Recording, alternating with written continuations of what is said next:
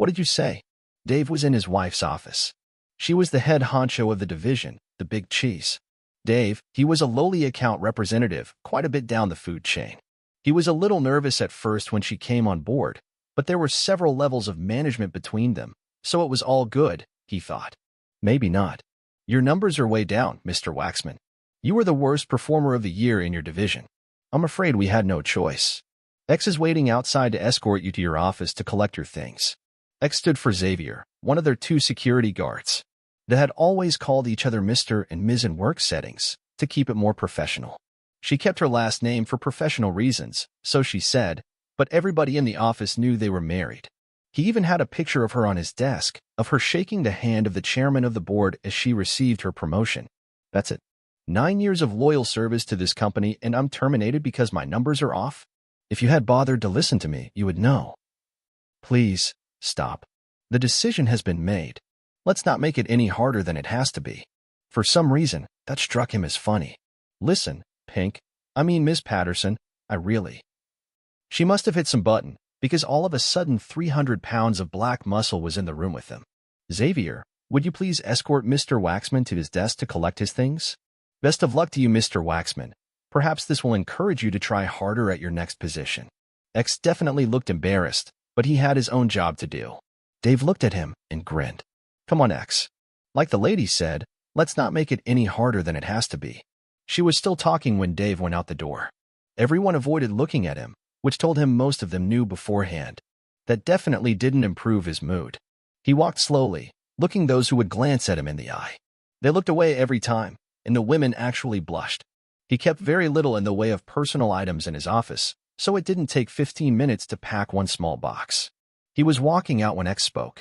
You forgot this, Mr. Waxman, he said, handing Dave the expensive pen and pencil set she had given him when he made Salesman of the Year the first time.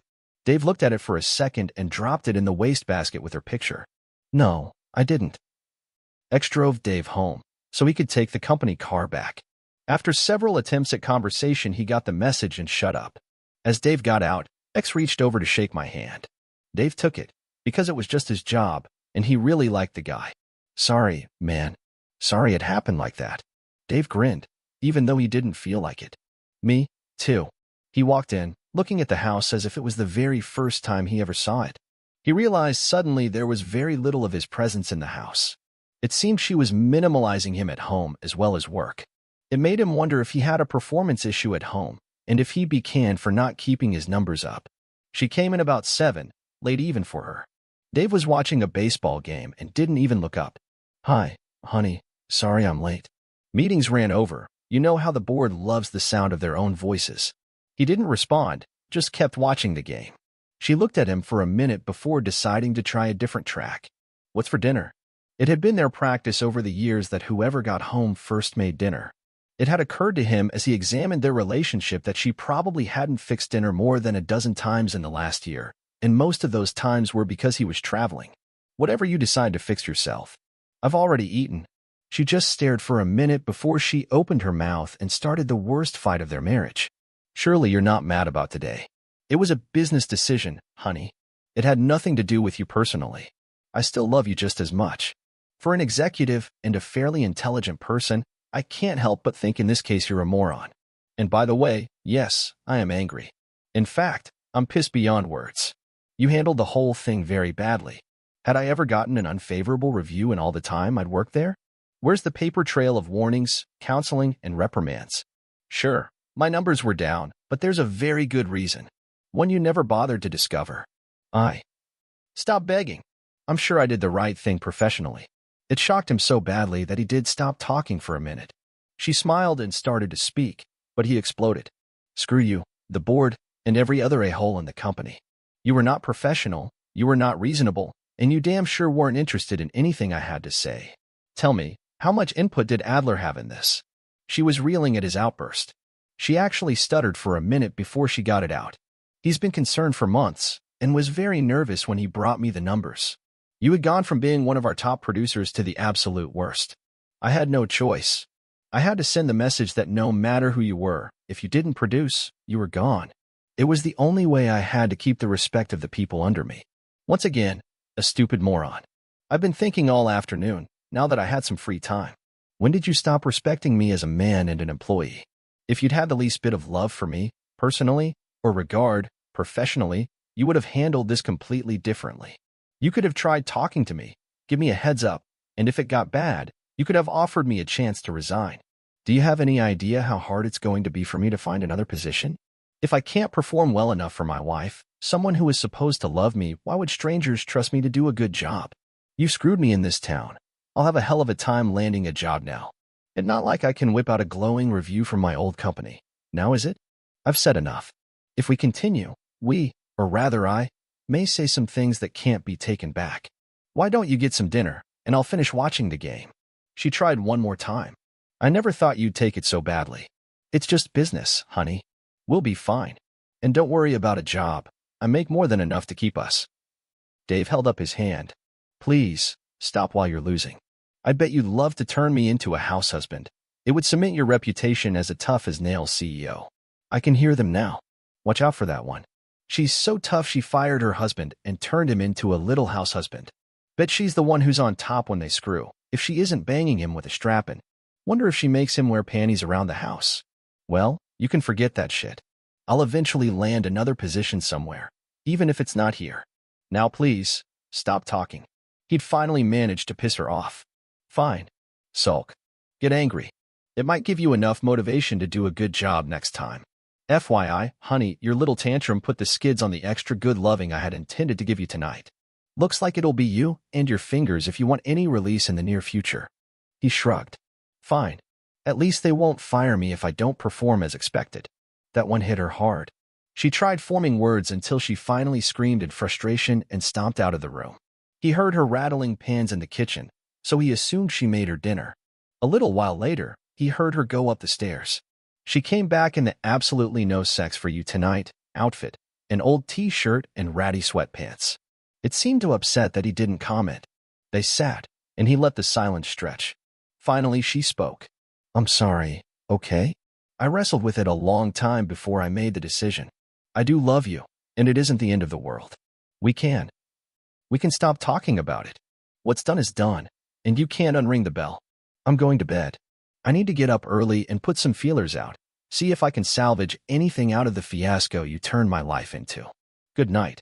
She floundered for something to say, before settling on, I'll be up in a little while.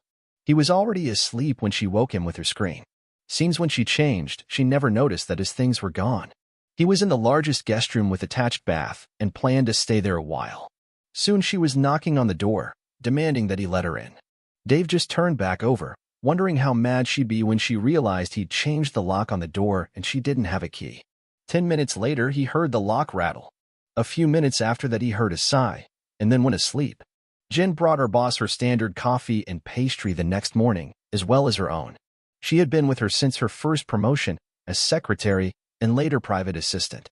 Jen loved Bev for how she treated her, and was the one person in the company who was able to tell her the truth without worry of repercussions. Jen pulled a chair next to the desk, and they went through their morning ritual of coffee and personal time. How'd it go when you got home? Her boss sighed. Not good. Not good at all. He said more swear words in 2 hours than I've heard from him in all the years we've been together. Apparently, when he's angry, the truth comes out, and he thinks very little of my management skills. He even moved out of the bedroom and changed the lock on the one he moved into. Have I told you he threw the pin set he kept on his desk in the trash? Along with my picture? Really? Why is he taking it so hard? Jen looked at her boss with sad eyes. I warned you. You should have left him some dignity. The way you did it was really cold, boss. I had to do it that way. I was sending a message to everyone. No one is bulletproof if you're not performing to standard. How did the rank and file take it? Truth. Always. Well, Bev, it's divided. Most of the men and some of the women think you're a screaming witch. A few admire you, but it's very few. A surprising number are updating their resumes, saying that a company that fires people with no warning whatsoever is not a company they want to work for. 2 more of your salesmen say they've seen the writing on the wall. One already has an interview lined up, and I suspect that in 2 weeks' time, he'll be gone. The other is thinking about relocating to be closer to his aging parents, and this is the incentive he says he needs. Beverly couldn't believe her words. This wasn't what she had in mind at all. She thought that if she showed them regardless of whom it was, she meant business when it came to the company, everyone would work harder. She had no intention of sparking an exodus. This could be very bad. Very, very bad. She knew that in a couple of years she would be in line for a board seat, maybe eventually chairman. This might slow those plans down considerably. Jin brought her back to reality. What are you going to do about your husband? She waved her hands dismissively, still thinking about her job. Give him a little time and space, I guess. He really does love me, he'll come around. Jin had an idea it was going to take more than that, but held her silence. She had been loyal to Beverly all these years, but if things got bad, if people started leaving, she needed an exit plan. She had her own family to worry about. Dave spent the next 3 weeks being spectacularly unproductive. He stopped going to the gym, stopped eating right, and was drunk more than he was sober. He did nothing around the house, leaving a mess wherever he felt like. Bev tried being supportive at first, enduring his cutting remarks, until finally sinking into silence. He did note that she spent a lot more time at work. Evidently, she felt more comfortable there, where she was queen. He then went through a phase of not bathing. After 3 days, Bev finally had enough. For God's sake, Dave, man up. You stink, and you've got a pretty good start on a pot belly. You might like living like a pig, but I don't. I'm sorry, all right? I could have handled it better, but as you said, I can't unring the bell. Her face softened. Please, honey, I miss the old you. I miss you in our bed, and I miss you in me. It's been almost a month. Why won't you come back to me? Dave held up his fingers and wiggled them. I'm kind of involved now. They seem to love me and have never once complained about my performance or offered to terminate me. Besides, you're already in a committed relationship. She went white, then red. You a-hole. I have never cheated on you, not once in all the time we've been married. Although I have to admit, once the word got out we weren't getting along that well, I've had offers. We'll get back to that in just a minute. And you've cheated on me our whole marriage. Not with a man, but with a job. It will always have first call on your time. You will always put it first above any needs I may have. Know how many anniversaries we've missed celebrating together? 8 out of 13 years. Something was always more important at work than spending time with the man you supposedly loved above all others. Don't get me started on missed birthdays, the times you broke commitments with both our parents and good friends. Ever notice how rarely you see your parents now? Or how many old friends we used to have that we haven't socialized with in years? You just never seem to be able to spare the time. I'm really glad now we never had children. They would think they were living in a single-parent home because they would never see you.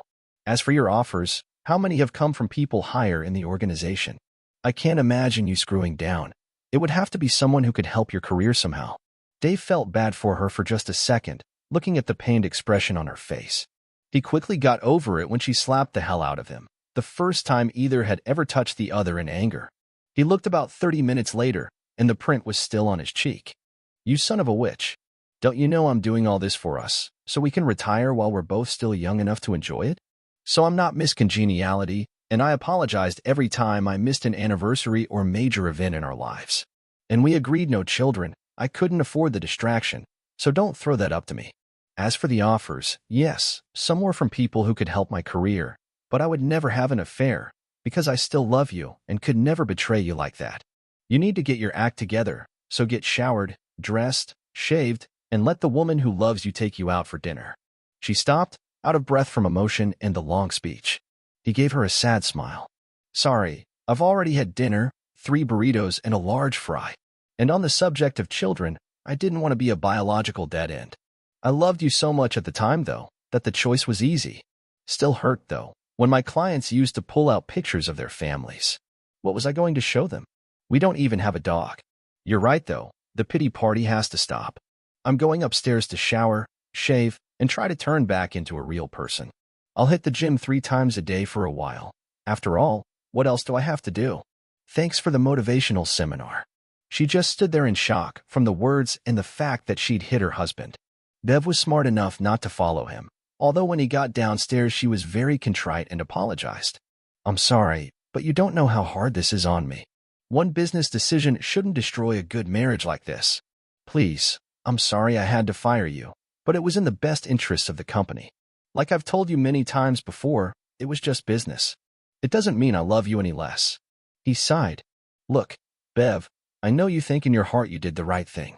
Firing me was just the final straw. I've played second fiddle to your career our whole marriage, and frankly, I'm done. I hope the board chair can keep you warm at night, and that the raises and accolades will make up for the loss of grandchildren to dote on. I hope your success fills the void of a sterile life, without family or close friends." He paused. "And is it hard on you because you regret how you handled things and hurt me so badly, or is it hard because suddenly people are leaving? You created a hostile work environment when you did this to me. People don't respect you anymore. They fear you, afraid you'll arbitrarily fire them at any time. That can't be conducive to a productive workforce. Don't look so shocked. I actually had friends there, and every time I see one they fill me in. And before you ask, I say nothing to denigrate you. I only say you were sure of your actions at the time. I'm curious as to how you're going to handle it when the numbers drop and the chairman pops round for a visit. Better hire a really good spin doctor if you don't already have one." Dave sighed quietly. "Bev, I shouldn't do this, but I'm going to tell you now this is going to get a lot worse. Be prepared for what's coming in the next few weeks. Now, if you will excuse me, I have some serious gym time to make up for." Beverly was lying in bed, feeling sorry for herself, going over the conversation when it hit her. He said, "I loved you so much at the time." She was still wondering if he still loved her when she finally drifted off into a fitful sleep. Beverly found herself sitting with Jen 3 days later, pouring her heart out. "I just don't know what to do any longer. Everything I say or try he turns around on me. I'm beginning to understand he's carried these resentments around for years, but held them in. He hasn't touched me sexually in almost 8 weeks. I had to buy a vibrator to keep the edge off, or I'd be climbing the walls. I can't believe he turned down the job opportunity one wrangled for him. He didn't even wait for me to get home. He came here while you were running an errand for me, and exploded. I'm very glad it was lunchtime and most everyone was out of the office or in the break room. Why did he get so angry when you were just trying to help him? Well, I had to promise the president over there I'd spread a little of our business his way if he helped me out. Things were going well until the final sit-down, and the guy laid it out. He was only hiring him as a direct favor to me, and only then after I had made some concessions. He told Dave he was giving him the absolutely worst territory, and if he didn't bring the numbers up quickly, he wouldn't make it past the probation period. Just because your wife carried you all those years, he told him, he wouldn't be as understanding. What did Dave do? He stood up and politely thanked the man for the interview. Then he turned and left, coming straight here. The president called me just after he left and raised hell with me because he just walked out. Then he demanded that I keep my commitment to him. They changed the subject, talking general business, when the receptionist called and said she had a gentleman there who wanted to see Bev, but he didn't have an appointment. He says he only needs 5 minutes, if you would be so kind. He says he has something to deliver. Curious, Bev had him escorted to her office. He was a large man with a friendly face, dressed impeccably in a nice suit and tie. He thanked her for her time and got down to business. "Ms. Beverly Patterson? Or should I address you as Mrs. David Waxman? I go by my maiden name here, for professional reasons. What can I do for you today?" He really looked apologetic when he handed her the papers. "I'm sorry, ma'am, but you've been served. Good day. I'll find my own way out." Beverly looked at the large envelope and fainted. She came to her senses on her sofa. Jen and X had placed her there, and Jen was wiping her face with a cold cloth. "What happened? You fainted." "I fainted? Why would I faint?" Jen held the envelope and it all flooded back. Bev started crying uncontrollably. It took her 20 minutes to cry it out. In a trembling voice, she asked Jen to open it and tell her how bad it was. Jen opened it up and nearly fainted herself. She read through them with intense concentration before placing them gently on the table in front of the couch. "The good news, Beverly, is that he's not filing for divorce." Bev started smiling again, but Jen held up her hand. "He's doing something a lot worse. He's suing the company, you, Bob Adler, and the chairman of the board for wrongful termination and mental cruelty.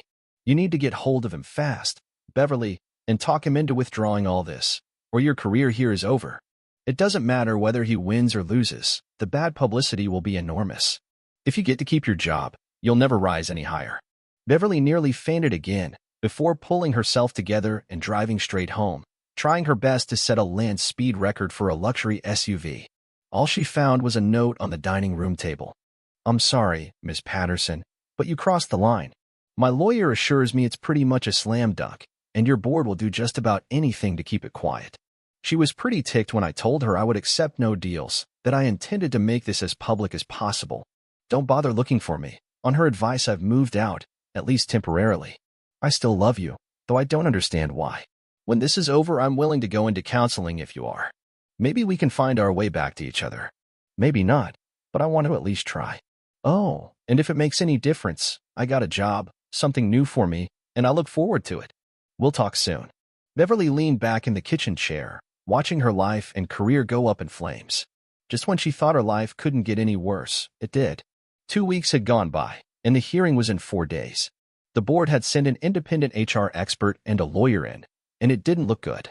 The discussions they'd had with the employees did not paint her as the best of bosses. She was sitting in her chair, staring into space instead of working, when Bob Adler burst into the room. She had always liked Bob, had actively recruited him, and he'd done a really good job up until then. He'd flirted hard after she had fired Dave, and Beverly had leaned on him to help with the pain. She was lonely and depressed, and when he offered to take her to dinner to forget her problems for a while, she accepted. They would up drinking way too much wine, and when he kissed her it felt so good she didn't stop him. Then reason kicked in, and she pushed him away. He apologized, and Beverly stopped any non-professional contact, even though he pleaded with her to give it a chance. God damn it, Bev, you need to do something about this. Solomon Enterprises just called, and have decided not to sign the contract. There goes 18% of our business. All they said was they'd found a cheaper, more reliable source whose quality matched or exceeded ours.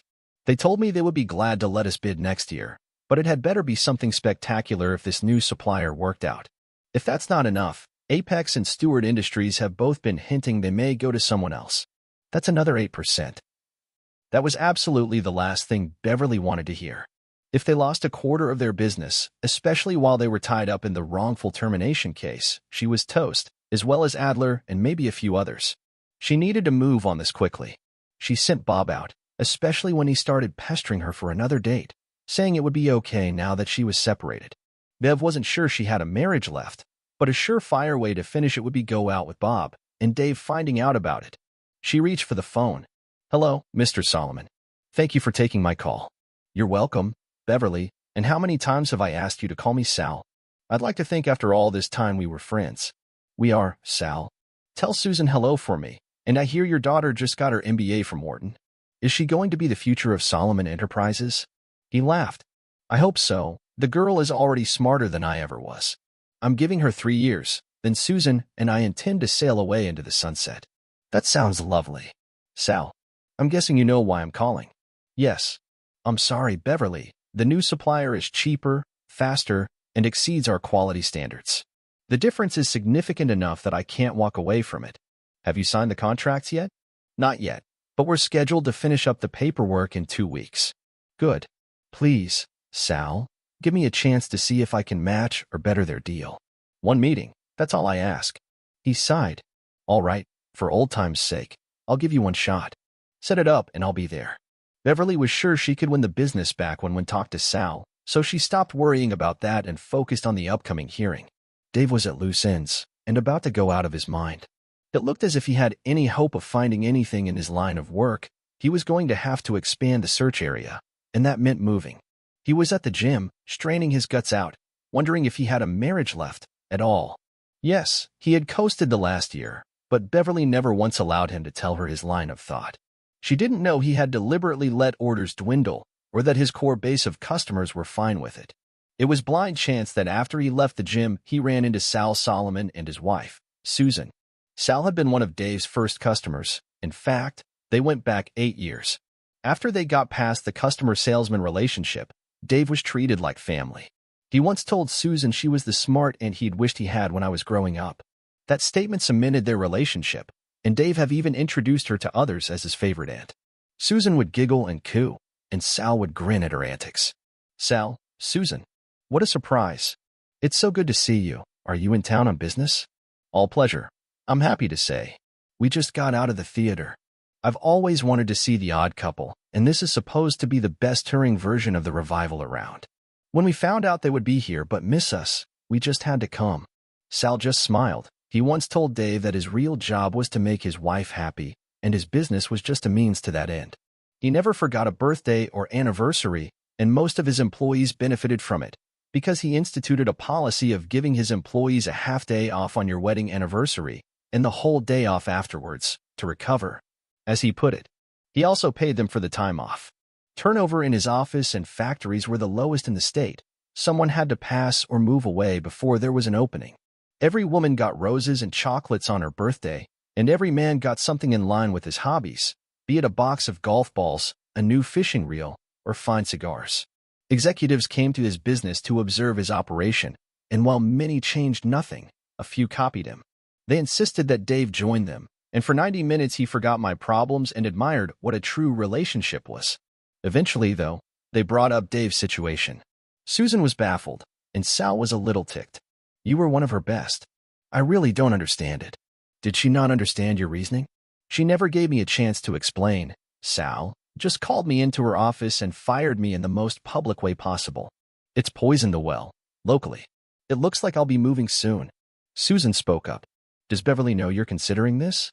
Is she willing to go with you? No, she doesn't know yet, and she would never leave her lover, Susan.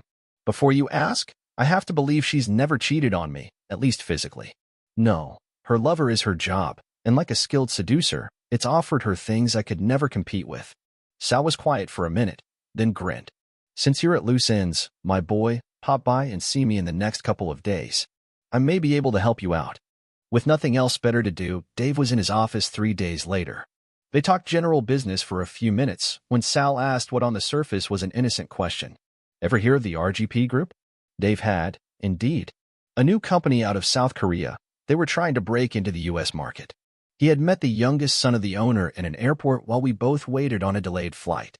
They found out what each other did, and he happily showed Dave some of his products on his laptop. Dave looked them over and realized they would be in direct competition with his company. Luckily for the business, they were concentrating on the West Coast, far from his area of operation. He was a likable guy, though. His father had sent him to the U.S. to knock on doors. And used to American ways, he had an entourage with him, but most were just as clueless as he was. Since they ended up in the same towns a lot, Dave kind of took him under his wing. Dave lost contact with him when they sent him to the Midwest, basing him in Chicago. Dave breathed a little sigh of relief. His products were high quality, and their prices were almost 30% less than the company Beverly and Dave represented. Dave knew that Sal hadn't asked the question casually and grinned. Yeah, I know of them. I'm even kind of friends with the youngest son of the owner, but I haven't talked to him in over a year. Sal looked a little embarrassed. They're expanding into our area. I talked to a few people who've used their product, and all seem to be satisfied. I haven't responded to them, mostly because of you. Your stuff is higher, but you always kept your word, always delivered on time, always followed up if we had a problem. We, Stuart, and a few others took your advice when you demonstrated the latest version, and we've been retooling for the better part of the year, using up old inventory. I don't know about the others, but I have about a month's supply before I'll be completely changed over. We find ourselves in a unique position. RGP's version fits even better into our plans than your old company's version does. The main reason I wanted you to come by was to ask your advice and offer you a job. Instead of selling, why don't you try buying? My purchasing manager is retiring, and we still haven't found anyone we feel will fit. With your experience in sales, vendors would have a hard time trying to take advantage. After all, you know all the tricks, right? Besides, most either know you or know your reputation, so it'll cut down on a lot of haggling. What were you making before you got fired? And I don't mean now. I mean your best year. Stunned, Dave told him. Not a problem there. In fact, I can probably go 5 or 10 grand better and work in performance and savings bonuses. Why don't you give it a try? Even if it doesn't work or you decide it's not for you, it'll look good on your resume when they see you've done some work on both sides of the business. In the end, Dave decided to give it a try. It beat moving out of state, and he was a little excited about it. The first time since he got fired he was excited about anything. He went home to his apartment, actually happy to be there. His former house was really her house, an edifice to her success. She'd often remind him in small ways that if their salaries had been equal, they could never have afforded it. Dave thought a little about the upcoming hearing and sighed. He wondered how much of what he was doing was seeking justice and how much was revenge. Probably half and half. He knew if he won, Beverly's career was over. Even if she got to keep her job, it was as far as she would ever go in the company. If he lost, it would still take years to recover from the damage. Would he be happy if he was vindicated? Probably. Would he be happy about hurting her career? In honesty, he thought, he would. Just a bit. Not because of who they were, but because she needed an object lesson in how to treat people and remind her the world didn't revolve around her. Thinking back to when they first got together, He remembered a fresh-faced young woman who had set goals, her determination as strong as her abilities. He remembered when she got her first promotion. He'd taken her out to dinner to celebrate, at a place they normally couldn't afford. When she objected, Dave showed her his very first bonus check, telling her she wasn't the only one in the company who was rewarded for hard work. As fresh as it was yesterday, he remembered the lovemaking, the celebration of two young people desperately in love and on top of the world. He also remembered afterwards, as they lay exhausted, her head on his chest, her hand rubbing across his stomach as he toyed with her hair, thinking things were just going to get better. To make a long story short, they didn't. Get better, that is. Dave watched as each promotion sent her a little farther away from him. Her clothes got more expensive, her makeup and hair done by top-of-the-line professionals, and how angry she got if he even tried to kiss her before they out to one function or another, always with her as the center of attention. He remembered standing around, mostly ignored, feeling useless. Finally, he stopped going except on really important events. Bev was pissed at first, saying it sent the wrong message, before spinning it to look like it was her idea. He nearly tore her head off when it got back to him. She told people he didn't go because he was embarrassed that he couldn't keep up with the conversations. He made it a point to go to every function for a while, seeking someone important to her, clients especially, and having long enough conversations about things she never had a clue he even remotely knew. It got to the point she asked him to tone it down, so the focus could be on her. Well, today was the day, Beverly thought as she walked towards the conference room at the local state employment office. Her career would either be over or not, depending on the outcome of the negotiations. She hadn't seen her husband in almost 3 weeks and was surprised at his appearance. He'd lost most of the spare tire, let his hair grow out a little, and was sporting a closely trimmed beard. It made him look distinguished and young at the same time, if that was possible. There was what could only be described as a blonde bombshell sitting beside him, but Bev knew looks could be deceiving. This was Amanda Austin, one of the most experienced and feared labor lawyers in the state. She was there more as an observer, gathering more data for the lawsuit she knew was coming. Beverly had the best counterpart my company had to offer with her. He'd spent a little time coaching her on how to answer the inevitable questions, how to project confusion on how this had happened when all she was doing was what was best for the company. She asked him how he thought they would do. This case is a train wreck waiting to happen. There's no paper trail, no write-ups, no warnings, no explanation of the consequences if he didn't improve. His last review was very complimentary. By company policy, you should have had his manager handle the termination, with someone from HR as a witness. He was entitled to an appeal, to the next person up the food chain, in this case you. Since you fired him and never gave him his chance to take it to a higher authority, you once again breached company policy. You know, I read your file before I came down, and you got really good reviews. The home office and the board talked about you in the highest terms, yet here you are, making a mistake someone fresh out of college would avoid. I'll do my best, but if he wants to make it ugly, we can't stop him. Have you talked to him at all lately? Does he have any idea the negative impact this could have on your future? Beverly had to admit she hadn't at the time, which made his frown deeper, and he probably knew almost exactly what would happen to me if it got bad. Everyone sat down, and the arbitrator started the meeting. She had a video camera set up to record everything. She started off by introducing herself as an arbitrator from the State Employment Commission and explained that while they may reach some kind of agreement, it wasn't binding until everything was written down and notarized. She also explained that if an agreement couldn't be reached, or if either party disagreed with her decision, they were free to take it to the Capitol, or if that failed, court, in the form of lawsuits. First, she thanked the HR representative for sending her a copy of company termination policy beforehand, so she could familiarize herself with our procedures. Before she let anyone else speak, she asked a few questions. Mr. Waxman, Ms. Patterson, I understand you are man and wife. True. Beverly said yes as positively as she could, and Dave just nodded.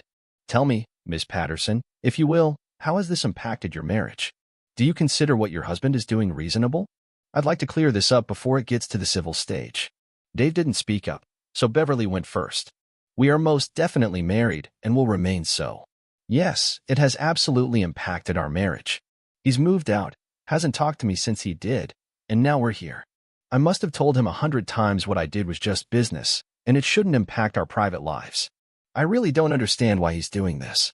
The arbitrator thought the woman delusional. How could it not impact their marriage? She had told him he had no value to the company, terminated him after 9 years, Sent him home and couldn't understand why he was angry? She turned to the husband. Mr. Waxman, care to comment? Ma'am, on the advice of my lawyer, I am not here to discuss my domestic situation. This meeting is solely to determine if my wrongful termination complaint has merit. Fair enough. Miss Patterson, please tell me exactly what occurred the day you terminated Mr. Waxman and state your reasons for letting him go. Bev explained how his supervisor, Bob Adler, had come to her to discuss the terrible sales record of Mr. Waxman, going back almost a year. She stated she had no idea his numbers had gotten so bad, and that after discussing it in depth with his manager they agreed he should be let go. She also said it was the hardest business decision she had ever made, but she had to put the interests of the company first. The arbitrator asked for documentation and frowned when none could be produced. Tell me, Ms. Patterson, if this employee had a very good record for 8 years and then his sales plummeted, would you not have been curious and try to determine why? If he had been a good employee for so long, surely he deserved a chance to turn his sales around. A probationary period explained in detail, in writing, what failure to produce would result in, and monthly monitoring to ensure he was going in the right direction? The reason I ask is that very scenario is described in the company manual your HR department sent me for employees with at least 5 years of tenure. Beverly squirmed and gave her coached answer. That is correct, but as CEO, I have the authority to terminate anyone at will. The numbers had dropped so radically, I thought we were in danger of losing some very old and lucrative accounts. In fact, that is exactly what is happening. I felt I had no choice. The arbitrator nodded, then turned to Dave. Sir, does this sound reasonable? Dave actually grinned. Not at all. There was a reason the numbers were low. I even tried to explain it to Ms. Patterson a few times at work and in our domestic situation, but she told me I needed to stay out of things above my pay grade, so I dropped it. Tell me then, why did your numbers drop so dramatically? Believe it or not, it was planned. We were coming out with a new and improved product, and there was a lot of old inventory still available. I talked the customers into buying the new product by discounting the old and clearing it out of inventory. I have here statements from 4 of our customers substantiating this. As soon as the old reached a predetermined threshold, they were going to order the new in bulk. It was a win-win for everyone. They got the old inventory at a discount, which would be more than made up for when they ordered the new. So yes, I goofed off a little, played golf, and had dinners with clients while we discussed projected volume. I never, not once, forgot I had the best interests of my company to watch out for. My immediate supervisor knew all this. Why isn't he here? I asked specifically for him. This isn't a court, Mr. Waxman. I can't force someone to appear at an informal hearing. Do you have any proof of your claims? Amanda Austin reached into her briefcase and extracted some paperwork, passing it to the arbitrator. She read through a few, frowning. The corporate lawyer tried to stop her, but she once again told him this wasn't a courtroom. He settled by demanding to see them after she was through. She would hand him a sheet when she got through with it, and his own frown got deeper. They argued back and forth until the arbitrator put a stop to it. She sighed and leaned back in her chair. I've heard and seen enough. Ms. Patterson, you were in direct violation of company guidelines when you terminated him. To put it in legalese, you denied him due process. My finding is that Mr. Waxman was let go without cause or recourse to his rights under company guidelines. Therefore, I'm ordering you to give him his position back with no recriminations and pay his salary from the time he was separated from the company until now. Either of you may appeal this decision if you wish, but you will have to travel to the Capitol, and it will be considered a legal proceeding. Does anyone object at this time? My head down in despair, Beverly shook her head no. Dave spoke. I'll accept the back pay, ma'am, and thank you. I will not return to the company because I feel it would be a toxic environment. Besides, I have a new job that I'm really enjoying. Well, she was truly screwed, Bev realized. Her career was over, and she would be lucky if they let her stay with the company. Her lawyer, and Dave's, had a few words afterwards, and he was definitely still not smiling when he returned. Back at the office, they went into a conference room, and he spelled it out. The hearing went pretty much as I expected. You need to make sure he gets that check as soon as possible. Amanda told me they were suing us, naming you, Adler, and the company in the suit. I told her to set a time, and we would get together and settle. Apparently, your husband doesn't want to settle. He wants to air it out in court and make it a matter of public record. That means that anyone with any brains can look it up. How many talented people do you think would look at that and not send us resumes? I frankly don't know how to proceed. Normally, we would throw a little money at him, and it would just go away. That won't work here, because it's not about the money. You need to talk to your husband as soon as possible and get him to let us work something out. I would do that very thing, sir, if I knew how to get in touch with him. He's left me, changed his number, and just disappeared. None of our mutual friends have heard from him or even seen him. When he said he had a new job, it was news to me. This is a small market, and I would have heard if he was selling for someone else. I'll try a few of his friends, telling them it's extremely urgent, but I have no idea if they'll help. He left, saying as soon as he got the paperwork he would return. Jen took Beverly out to lunch to cheer her up. It didn't really work. Jen, clever girl that she was, distracted Bev by talking about the upcoming visit to Solomon Industries. The old man has always liked you, Bev. Turn on the charm and get him back into the fold. Free words of advice here. While he likes you, he doesn't care much for Adler. I couldn't tell you why, but it's pretty well known that if you're... She paused, stopping herself from saying ex-husband. If Dave wasn't running interference, Adler would have angered him enough to have already left. Beverly's head was swimming. She asked herself why, as CEO, she didn't have that information. A small voice was starting to say she should have paid more attention to Dave when he talked about his job. She had finally admitted to herself, after half a bottle of scotch, she had been minimizing his position for quite a while, and she was struggling to understand why. Dave had one, but he had to think hard to try and figure out what he had won. He had, without a doubt, destroyed the woman I was supposed to love and support. She would be extremely lucky if she got to keep her job, or even stay with her company. Did he feel good about it? Not really. He knew how much she loved that job, how she loved giving out her business card with CEO on it. He did, however, feel vindicated. She had brought this on herself. Oh, it was a lot worse than what she would have done to just an employee, but it would have been just a matter of time before her arrogance and egotism drove her to do something just as stupid to someone else. Maybe she would mark it up to hard experience and use it as a learning experience. Now that that part of their lives was over, Dave wondered if they had any kind of chance to get over it and remain a couple. He knew he would never return to the old relationship. It would be a full partnership or nothing. He was damn sure never going to live in that monstrosity she called a home. It was nothing more than an edifice to her success. Sad, really. It would have made a great home in which to raise children. Well, one thing he had to look forward to was the money. The back pay, almost 5 months' worth, was a nice chunk of change. Amanda was at his throat to settle instead of dragging it out in court, reminding him that the best revenge was living well. They had sued the company for $2 million, and she said they would probably offer 20%, just to keep it out of the papers. She found out they were in the process of merging with a competitor, and this little incident would severely impact their worth going forward. Firing Beverly wouldn't really help at this stage, but it might save them some face. Dave liked the new town.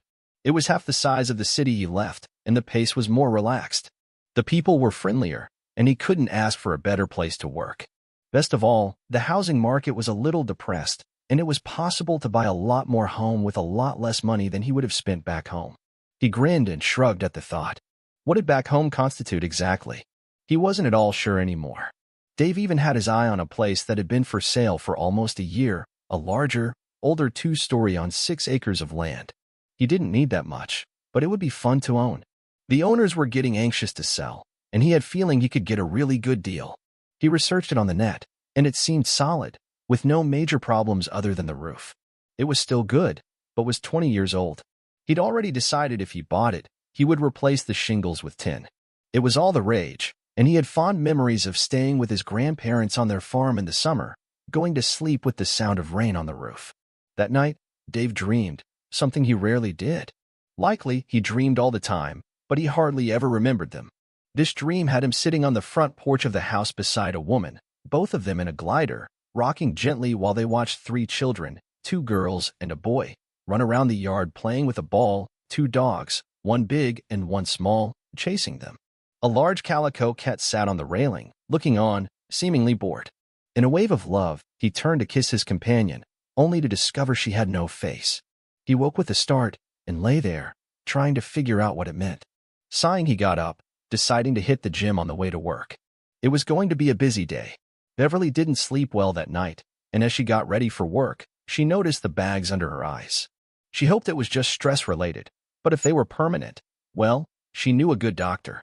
If anyone wanted to maintain in her world, they had to look like 25, you'd have 15 years of experience. In a way, she was looking forward to what was coming. The lawyer did a little research on Bob and came to her with disquieting news. It seemed he was in negotiations with the company they were merging with to take over her job when the contracts were signed. Corporate's directives were very clear. Remove the cancer immediately. This time, however, Bev had all her ducks in a row. Jack, their lawyer, and Angela, a woman flown down from corporate HR, would be with her to make sure there were no mistakes. It rankled Bev a little to have them there. She was perfectly capable of handling it on her own, but recent experience taught her that this could be a good thing. Bob was surprised to find he wasn't going with her to see Sal, and by then, she had no reason to sugarcoat the reason. Sal despises you, Bob. I'm trying to get back in his good graces, and bringing you along would undermine that. He seemed surprised, then got angry. Screw that old fart, babe. His business doesn't mean that much to us. Do I need to remind you to remain professional here? I was never your babe, so you need to cut that out. If you think losing 18% of our sales base means so little, perhaps you're not as suited to your job as I first thought. You were pretty pissed when you heard the news. Think about that while I'm gone, and remember, we need to meet after I get back, so keep your schedule flexible. I'll call you when I return.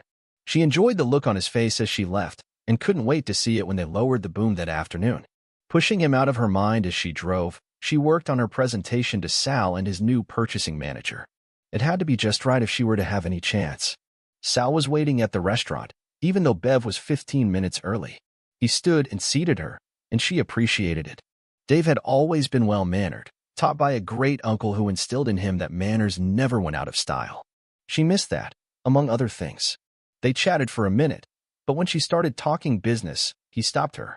Please, Beverly, let's wait for my purchasing director. I want his opinions and insight on anything we go over. He should be here any minute. In fact, here he is now. Bev turned to greet him, and the words died in her throat. Dave. He was the new purchasing director? If she wasn't dead in the water before, she was now. He must have seen the despair in her eyes and spoke to her gently. Hello, Beverly. Wow, you went all out. I bet I haven't seen you in that dress 3 times, and every one was an important event in your life. I can see why you wore it, though. You always looked spectacular in it. Beverly didn't know how to answer, so she changed the subject. This is the job you talked about in arbitration? You're in purchasing now? For a salesman, that must be like going to the dark side. He grinned.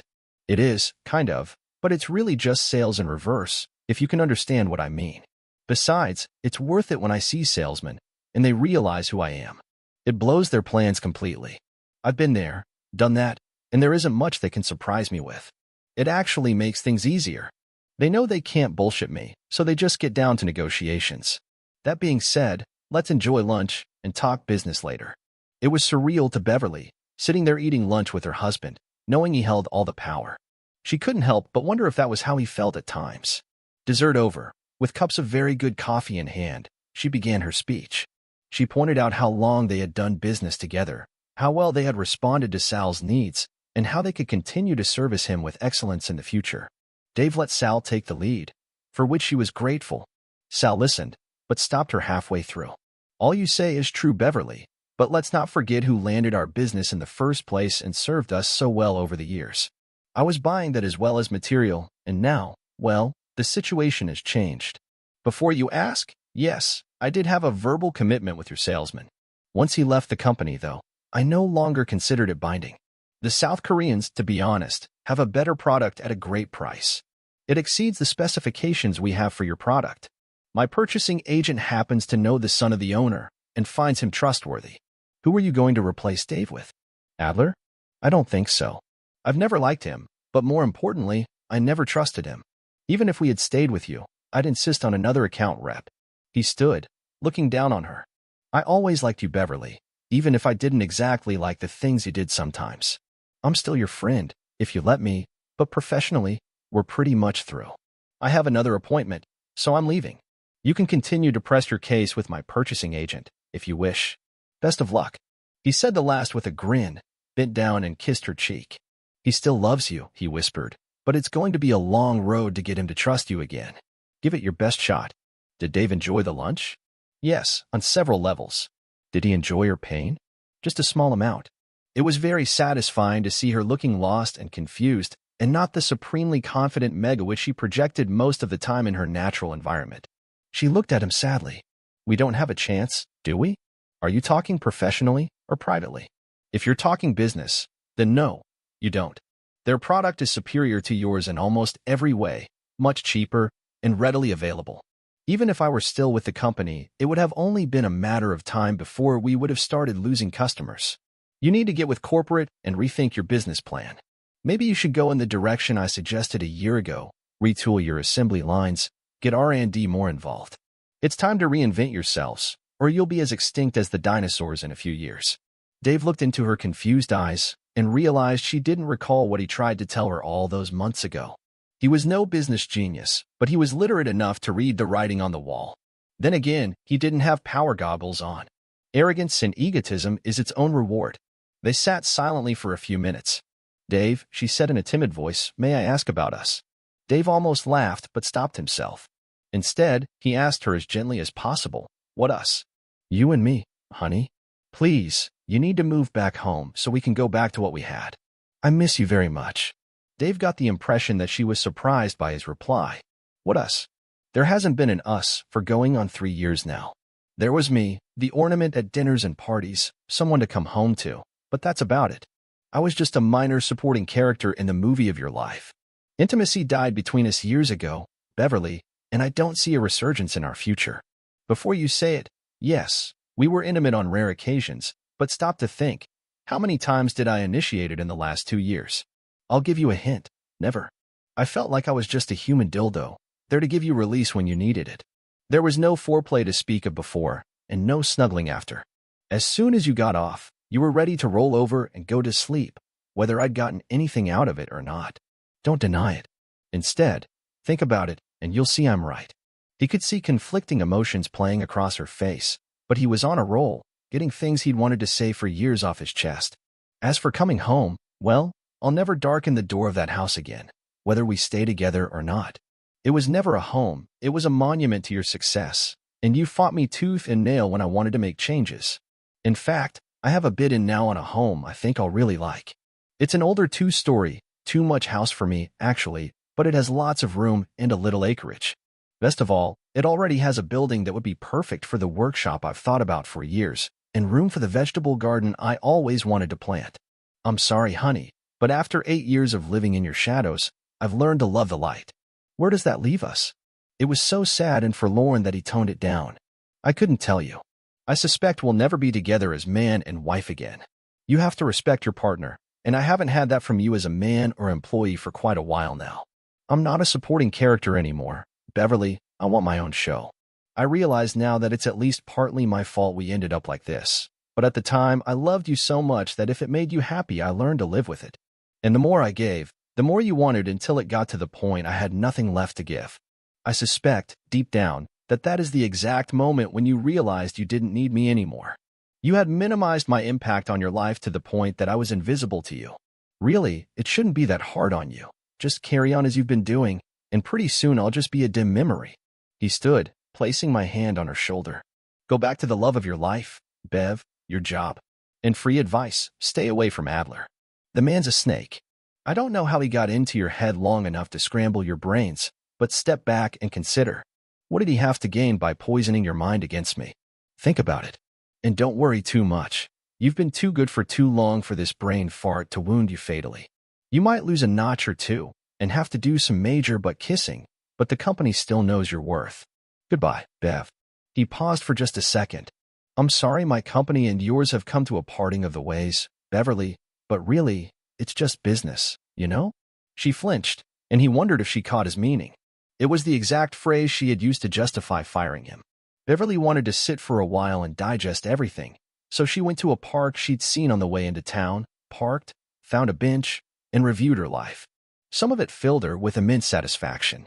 She could remember every promotion, the hard work she had done to get it, and the immediate plans to move to the next level, until finally she was at the top of her little food chain.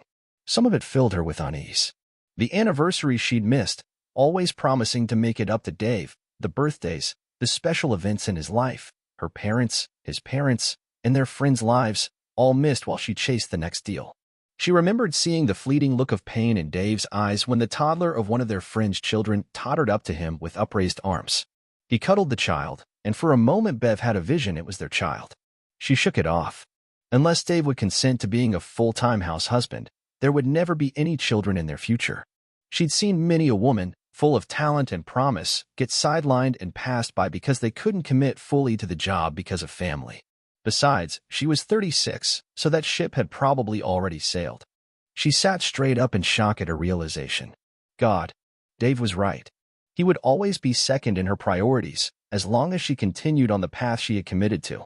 It must really have been like her having another lover, one he couldn't compete with or fight. It hit her then. To get him back was going to be a long and difficult road. She did want him back. Yes, she had minimized him to the point of no respect, but he was her rock, the one she always turned to when she needed comfort and assurance, positive that at least, in his world, she was number one. The question was how? How could she undo the damage she'd done to his heart and his ego? Could she learn to balance career and marriage enough to keep him satisfied and assured he was the most important thing to her? She knew it would be horrifically difficult, but she was a driven, goal-oriented person, and if she set her mind to it, Bev knew she could do anything. Satisfied, she watched the children play for a bit, a sad smile on her lips. After a few minutes, it turned into a real smile. The first stop on her journey back would be to fire one of the snakes in her garden. She tried to muster up some sympathy for Bob, but could find none. He betrayed her husband, her, and the company. She wasn't as dense as he'd imagined, but she had to admit she was vain enough to listen to him feed her ego. Now it was time for his sins to come home to roost. She called ahead and set the time. Their lawyer and the HR representative were ready. They had arrived while she was gone, and she knew that after dealing with Bob, there would be some tough choices to be made and some bad news she would have to deal with. So be it. She had weathered storms before, and that day, it just wasn't as important to her as it had been in days past. Bob came in all smiles that immediately went away when he saw who was in the room. She didn't have to introduce Jack, but he had never seen Angela. Bev went right for his throat. Bob, this is Angela from corporate HR. She'll be auditing this meeting. We've received some disturbing news about some of your recent activities, and in the interest of fairness, we've decided to hear what you say about it. Jack stepped in. I don't know how you found out about the merger talks, but when you did, you apparently ran right to their company and engaged in a smear campaign against our CEO and our company, trying to woo them into giving you her job. Don't act surprised. Their representatives came to us in concern, so we know the whole story. I'm sorry to say the negotiations are on hold while we try to clean up our in-house mess. They made it clear that you have to go, without reference, for the talks to continue. Apparently, they've reached the conclusion that if you would do this to us, what's to keep you from doing it to them in the future? Bob went through several shades of red while he found his voice. So you found out. Let me guess, I'm to be terminated for cause. At least this time, you got your ducks in a row. I know you will walk me through the appeal process, but I'd be wasting my time, so I'll go. Your company was right to try to dump this dinosaur. If there isn't a major restructure completed in the next 3 years, there will be nothing to spin off. He grinned at Beverly, which set her teeth on edge. You got too complacent, girl. I played you like a banjo, feeding that massive ego, undermining that loser of a husband, even if he was the best thing sales had going for them. I'm glad I never got around to screwing you. I bet you'd be next to worthless in the sack. You're too wrapped up in yourself to give pleasure to anyone else. Of course, I would have lied, told you how hot you were, until it was time to get rid of you. Whatever, it doesn't matter now. I'll leave today and send word to payroll where to send the last check. May you live in interesting times, Bev. Beverly flamed red. Dave used to say that a lot, and she never knew what it meant until Bob heard him once and explained it to her. It's a Chinese proverb, or maybe a curse. Interesting times meant unrest, revolution, famine, that sort of thing, while boring times meant everything was good. Bev kept a neutral look on her face when she answered him. Same to you, Mr. Adler, and I'd like to add another wise saying. Cheaters never prosper. Stop looking for the path of least resistance and try to earn something for once in your life. Goodbye. Jack and Beverly stood and started walking out. Bob, glowing with anger, started to speak, but Angela cut him off. The time for talk is over, Mr. Adler. You have some documents I need you to sign, and then you can get on with your life. Please do not make this difficult. The 2 large security guards that appeared just then made him think that might be a good idea. Dave bought the house, getting a really good deal. He immediately gave the roofing contractor he'd consulted the go-ahead, and 2 weeks later, the gray tin complemented the color of paint he had chosen for the exterior. While he was at it, he had the carpet pulled out and the original hardwood floors refinished. It had a wraparound porch, and Dave installed ceiling fans over the rockers and the porch swing to help keep it cool in the summer while he enjoyed the sunsets. He could have afforded the house, using his back pay and part of his savings as a down payment, but he would have still carried a 15-year mortgage, so he succumbed to my lawyer's pleas and took a settlement instead of going to court. It wasn't as much as they had hoped, because, frankly, that division wasn't all that profitable anymore. He still got enough to buy the house outright, make the changes he wanted, and have some left over, along with his severance pay and all his savings. That had been another bone of contention. Bev would never agree to a joint account, so they each had their own and deposited a set amount into a household fund. He knew that if they divorced, he would be entitled to half the value of the house because they never had a prenup, and since their earnings were so disparate, he could probably get maintenance for a few years. He grinned, thinking about how much that would have galled her. In the end, he decided to let her do the filing. After all, she determined everything else about their lives, so why should this be any different? He found that he was a natural in his new job, his years in sales benefiting him greatly. Surprisingly, 75% of the salesmen he dealt with loved him. He didn't play games, expect gifts or kickbacks, stop doing business with anyone who tried to bribe or hustle him into accepting an inferior product. In general, he expected an honest price and excellent service. Those who dealt honestly and gave him what he wanted got his business. The other 25% learned quickly that Dave didn't require expensive dinners, outings to strip clubs, or rounds of golf at exclusive resorts. Some understood and appreciated his approach, others were so stuck in their ways they never learned, and they lost his business. Sal loved Dave. Their materials and service costs were 20% lower, deadlines were rarely missed, and Dave took advantage of offers to have vendor technicians come in and observe and make suggestions, about half of which they took. The line workers loved Dave because their job got easier and their production bonuses got larger.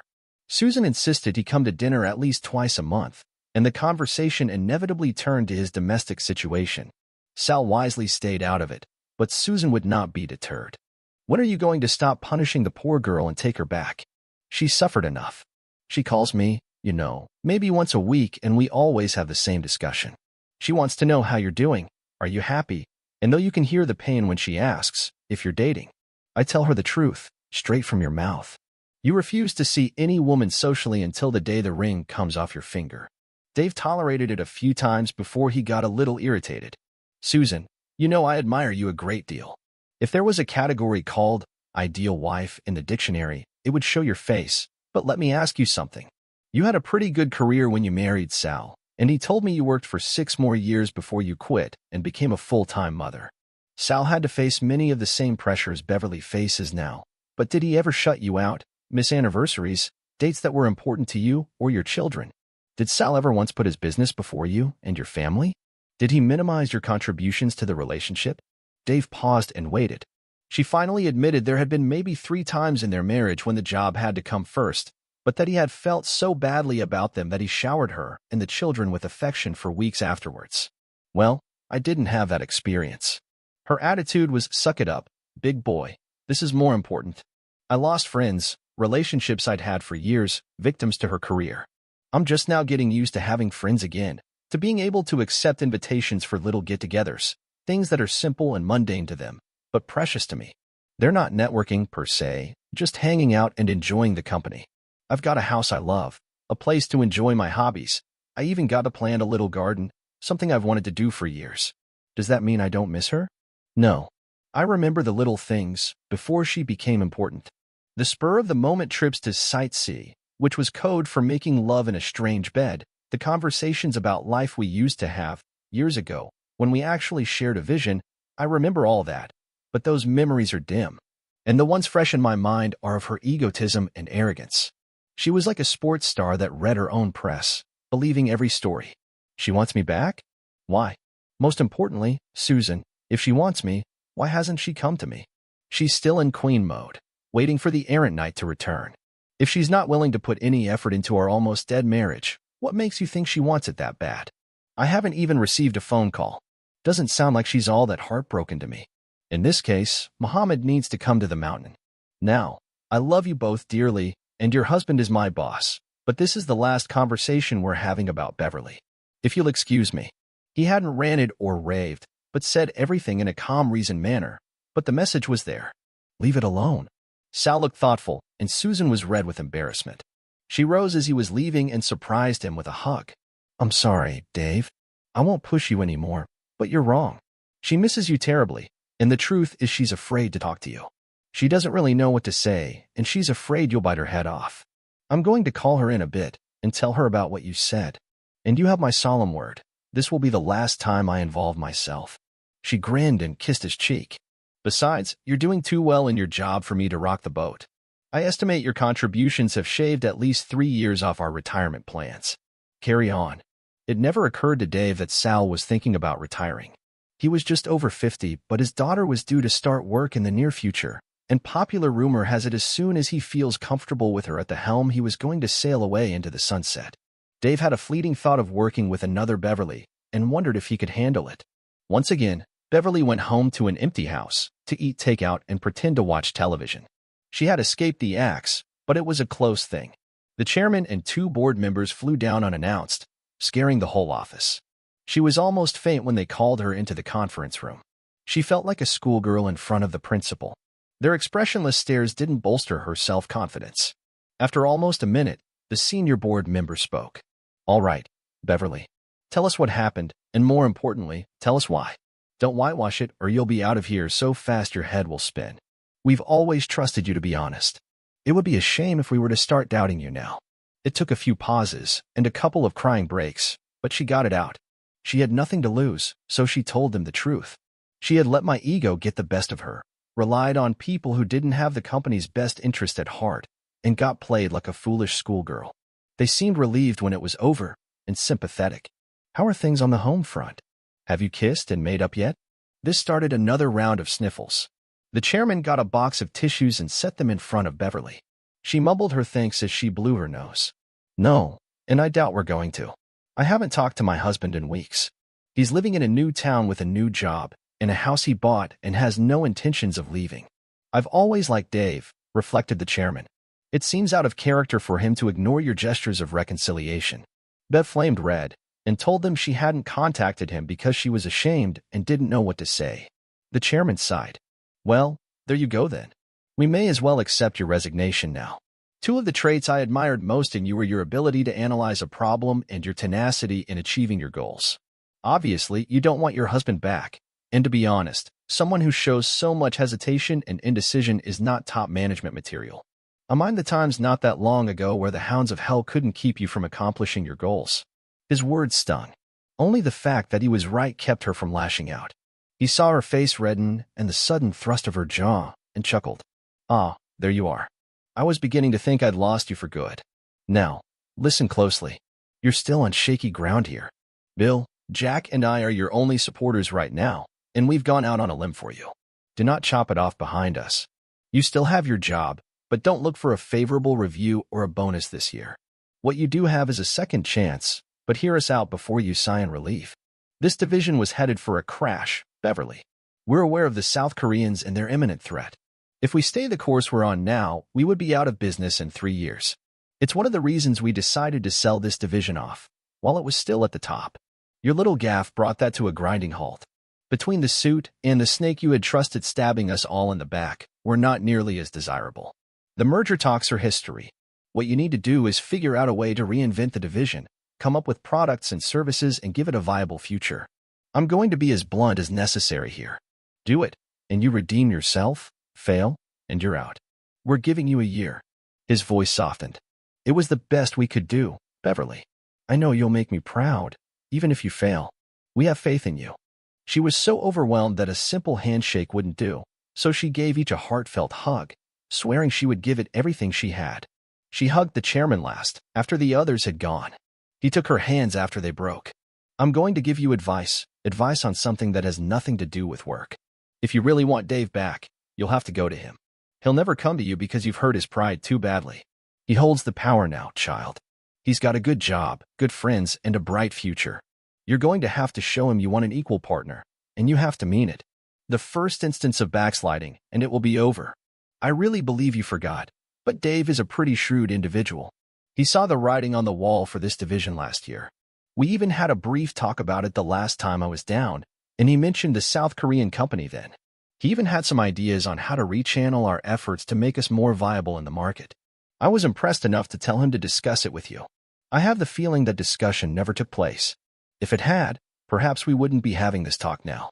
Call me if you need resources, and if I think it's justified, I'll allocate them. Think about everything I said, business and private, and make good decisions. She left the conference room and went back to her office. Jin was hovering, and Beverly told her it was not all bad news, but that she needed some time to marshal her thoughts. She also asked Jin not to let anyone disturb her for the rest of the day. She locked herself in and thought about the most important goal in her life. How could she get Dave to love her again? The start was simple, with the help of Susan. Beverly cyberstalked him, getting on his Facebook page and starting a conversation. She knew he took some of his bonuses from Sal and had bought an old car, slowly restoring it in his new garage. He posted every step, describing in detail what he was doing. He put out an appeal for a front bumper cover, and she burned up the websites. Money was no object. If it got her back into his life, it would be worth every dime. The fates were with her, because a man contacted her, showing the front end of the car. It was perfection, but the back was totally trashed, thanks to a secret joyride by two of his great-nephews. When he found out how expensive it would be to restore, he pulled it out in a field and left it for 6 months. The interior was in excellent condition, and the front end gleamed like a new penny.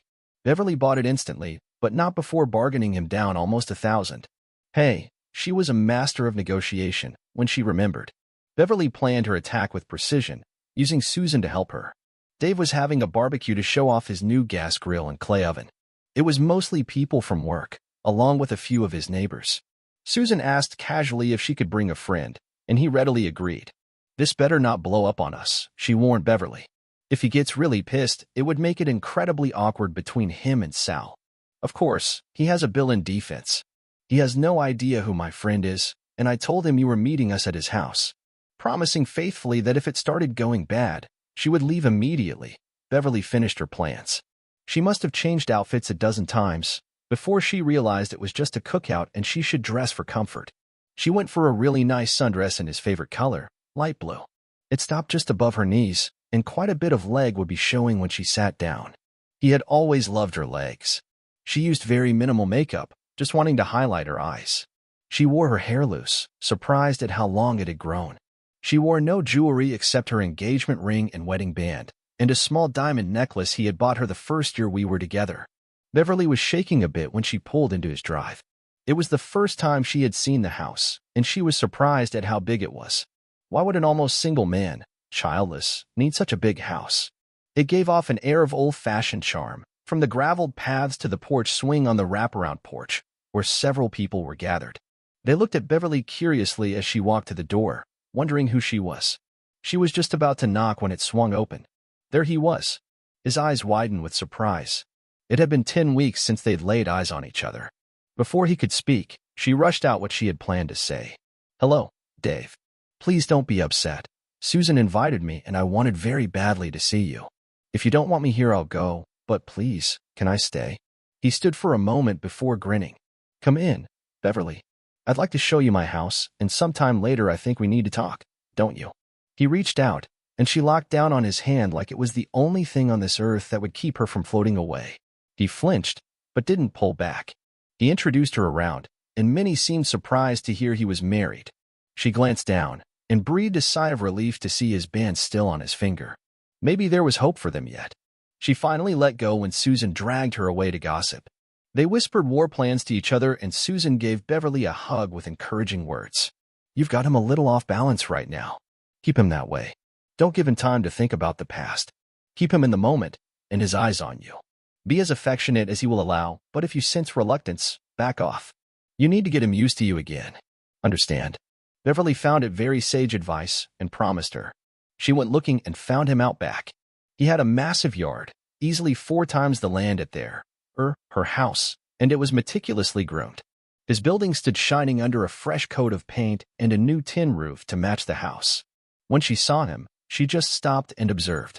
He came out of the building carrying an elaborate bird feeder in one arm and a small girl, 3 or 4, in the other. She was hugging his neck, giggling and raining kisses on his cheeks. He was smiling, and it suddenly hit Beverly like a knife through the heart. She would never be able to give him kids, now, at their age. It dawned on her how selfish she'd been. Career had superseded family, and there was absolutely nothing she could do about it now. Beverly forced her mind to clear. In order to keep him in the moment, she had to stay in the moment. There was always adoption if they got back together. Her mind was clear now, the fog of power and arrogance washed away. If he still wanted a family, they would find an age-appropriate child and adopt. Maybe more than one. Who's your girlfriend, honey? She didn't know if he caught the honey, but he smiled. This beautiful young woman is Ari. We're good friends. I'm a little too old for her, but when she grows up, I see more than one broken heart in her wake. He set her down. Ari, do you think you can carry this by yourself? If not, I'm going to put it on the table here, and you can get your sister to help you. And I didn't forget my promise. I'll be over tomorrow to put it up for you. She said hello to Beverly in a breathless little girl voice that made you just want to hug her to death, and toddled over to a stunning young woman, babbling excitedly and tugging on her hand. They approached Beverly and Dave, smiling. Thank you, Dave. You don't know what it means to her. She's watches the birdhouse you gave her for hours, and was thrilled when a bluebird family took up residence. Plus, she's almost worn out the bird book you gave her. I had to read the names to her, and she's committed them to memory. We'll be going down the road and she'll name them off. Robin, Bluebird, English Sparrow, Crow. Her preschool is so impressed they've organized a visit to the local aviary. She wants you to come, too, if you can get off from work. We'll see. If I can spare the time, I'd love to. I should probably go. She'll be so wired it'll take both of us to wrangle her. The woman looked like she was still in her teens. To use the common term, the girl was built and wasn't averse to flaunting it. Her shorts weren't quite Daisy Dukes, and her halter top was modest, but it did nothing to mask the physical appeal. She also had the prettiest set of lips Beverly had ever seen. She nearly lost it when the woman put her hand on his arm and stood on tiptoes to kiss him. He glowed red, and Beverly was furious to see her lipstick on his cheek. The woman grinned at her, and Beverly knew she was being baited.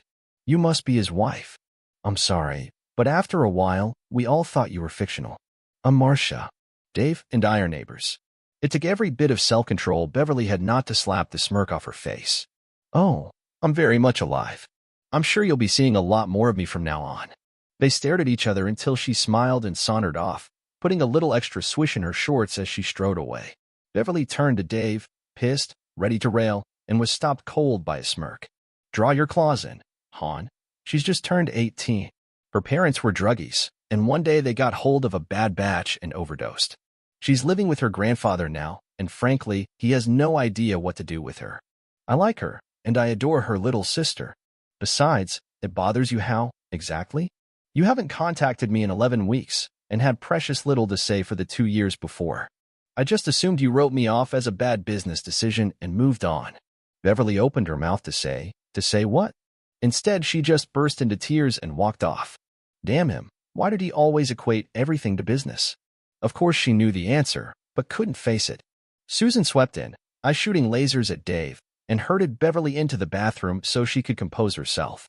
Even as she snuffled, she admired the huge whirlpool tub, wondering how it would be to soak in it, especially with Dave in there with her.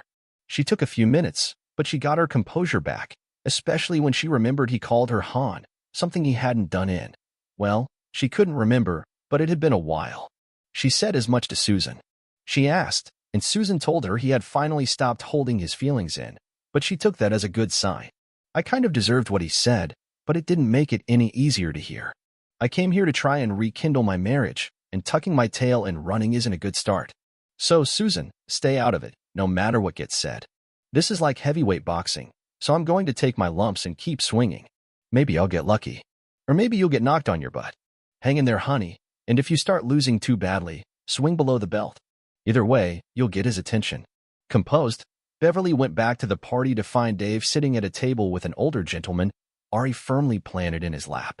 He started to stand, but she told him not to, taking a seat beside him. Ari looked at Beverly for a few minutes before reaching out and touching her pendant. The older gentleman spoke. Ari, stop. Don't bother the nice lady. Beverly thought she shocked both of them when she held out her arms and Ari scooted over. Do you like it? Dave got it for me, a long time ago. It's one of my favorite things in the world. Pretty. Yes, it is, baby. Maybe someday, in the future, Some nice young man who means as much to you as Dave means to me will give you one. If he does, cherish it. Remember every time you look at it or wear it who gave it to you, and why. Now, if you promise to be really careful, you can wear it for a bit. Can you do that? Promise. Her little girl eyes looked up at Beverly, a solemn expression on her face. I promise. Bev slid her up on the table facing her, turning her back to Dave. Honey? A little help here. He seemed lost, not sure what to say. Beverly, you don't. Nonsense. She already promised to take care of it, right, precious? Uh-huh. Beverly felt his hands shake while she enjoyed his fingers on her neck, the most intimate touch they'd shared in months. She gently placed it around the little girl's neck as she giggled and cooed. She carried her into the hall, putting her in front of a large mirror so she could see herself. Ari clapped her hands in joy, which made Beverly smile. It took so little to make a child happy, sometimes. After that, she stuck to Beverly like glue, leaving every so often to check on her sister, who was enjoying the attention of one of the young men from Dave's office. They were on his front porch, in rockers, so she gently rocked and sang her a song her mother used to sing to her. She felt eyes and looked up. Dave was staring, and tears were visible in his eyes. He turned abruptly, walking into the house. She couldn't very well chase him with a sleeping child in her arms, so she continued to rock. A few minutes later, he was back, reaching down to get her. Come on, let's put her in a bedroom for her nap. She'll be awake in a little, full of energy. Beverly followed him into a bedroom, where he laid Ari down, covering her with a light blanket. Won't it scare her to wake up alone? No. She knows where she is. As soon as she wakes, though, she'll let us know. They stood, looking down at the sleeping angel, almost touching. He turned to go, and Beverly grabbed him, pulling his head down to hers, and kissed him. Not a little peck either, but a full-blown kiss full of passion. He started a little, then kissed her back, giving just as good as he got. When he finally pulled back, questions in his eyes, Beverly put a finger to his lips. Don't think. Enjoy. Then she kissed him again before pulling back and leading him out of the room. It was enough, for now. Marcia met them on the back deck, questions in her eyes. She's asleep, honey. We tucked her in, and she looks to be out for a while. She looked at Beverly oddly. Thank you. You've been really nice to her. She doesn't get that much. Odd, really. Dave told me you didn't like kids. Flames must have been pulsing out of her eyes. How dare you share such an intimate bit of information? Before she could blow up, he spoke. That's not necessarily true, Marcia. I said she didn't want children of her own. She seems to get along fine with what few we've been around. Oh, said Marcia. Why didn't you want kids? Marcia, mind your manners. You don't know this woman well enough to ask such personal questions. Leave it alone. Marcia was immediately contrite. Apparently Dave was important to her. Sorry, I'm sorry, I didn't mean. Something about the way she suddenly looked so young and helpless touched Beverly, so she hugged her unexpectedly. Hush, baby, it's all right. I know you didn't mean anything, so there's no harm done. Come on, let's get those tears dried and fix you up a little. Dave stood with his jaw hanging as Beverly led her away, back to the infamous bathroom. It was sure getting a lot of use today. She got a cloth and towel and gently patted her face dry, saying soothing words to calm her down. Marcia hugged her like she was afraid to let go. When she finally calmed down, Beverly had her wash her face, envying the smooth skin of youth. She wore no makeup, her hair in a simple ponytail. I'm all right now. We can go back now. Let's give it a minute. Let your ponytail down, and I'll straighten it a little. Marcia obeyed Beverly like a child, and she sat her in front of the mirror, straightening out her tangles. Without thinking, Beverly started redoing Marcia's hair, putting it in an elaborate braid. It made her even more attractive. Determining to go farther, she used a bit of blush, a hint of mascara, and a light pink lipstick on her. Marcia sat silently, her eyes getting bigger as she watched herself transform. When Beverly was done, she would have looked comfortable on the cover of any teen magazine. Wow, just wow. What did you do to me? Beverly saw her lips start to quiver. Stop. You'll make your mascara run. I didn't do anything, child. It was there the whole time. You're a diamond, baby. You just needed a little polishing.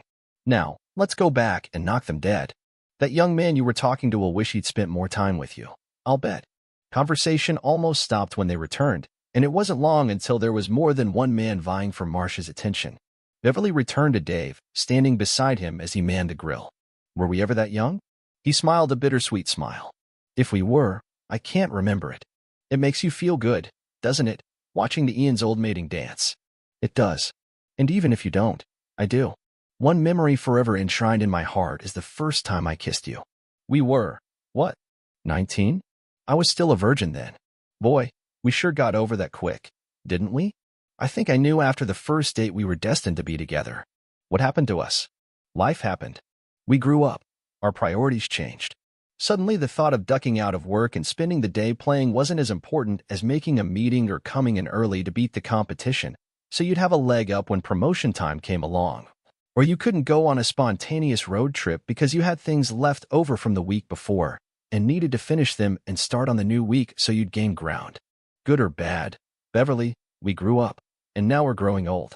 He stopped suddenly, but she knew what he was thinking. They were growing old, and not together. She had to derail the train fast. Will you show me your garden? He smiled and led her over. It was a lot larger than she thought it would be. It was just like him, though, neat and orderly, teeming with plants. She had no idea what most were, and he named them off for her. Black Krim, Rutgers, and Yellow Boy tomatoes. Stray neck and spaghetti squash, Italian gray zucchini. French purple pole beans, butter beans, and bush stringless beans. Poblano and Cubanelle peppers. The flowers, especially the marigolds, are natural pest deterrents, and the mulch is to help retain moisture and enrich the soil. It almost completely eliminates having to hoe weeds. Ari popped up, done with her nap. She tugged on his pants leg, and he picked her up without a second thought. Pick, she said, pointing to a bright yellow tomato. Dave carried her over, set her down gently, and Beverly was surprised when the little girl took hold of the tomato and twisted carefully until it came off in her hand. She held it up to Beverly. Eat. Dave laughed. She wants you to wash it, so she can have a sandwich. I've taught her not to eat anything until it's washed. I use organic pesticides, but they're still pesticides, and I want to be safe. Good idea. She held out her hands and Ari toddled over. She hugged her as they walked, her back turned to Dave so he couldn't see the moisture in her eyes. Her maternal instincts she wasn't even aware she had, were surging strongly. Marcia came over, but Ari refused to leave Beverly's arms. Well, all right then. I'll help Mr. Dave plate the food. When she gets her sandwich, bring her outside. I'll save you a seat. She walked off smiling. Beverly washed the tomato thoroughly, found the bread and mayo, sliced it, and built Ari her sandwich.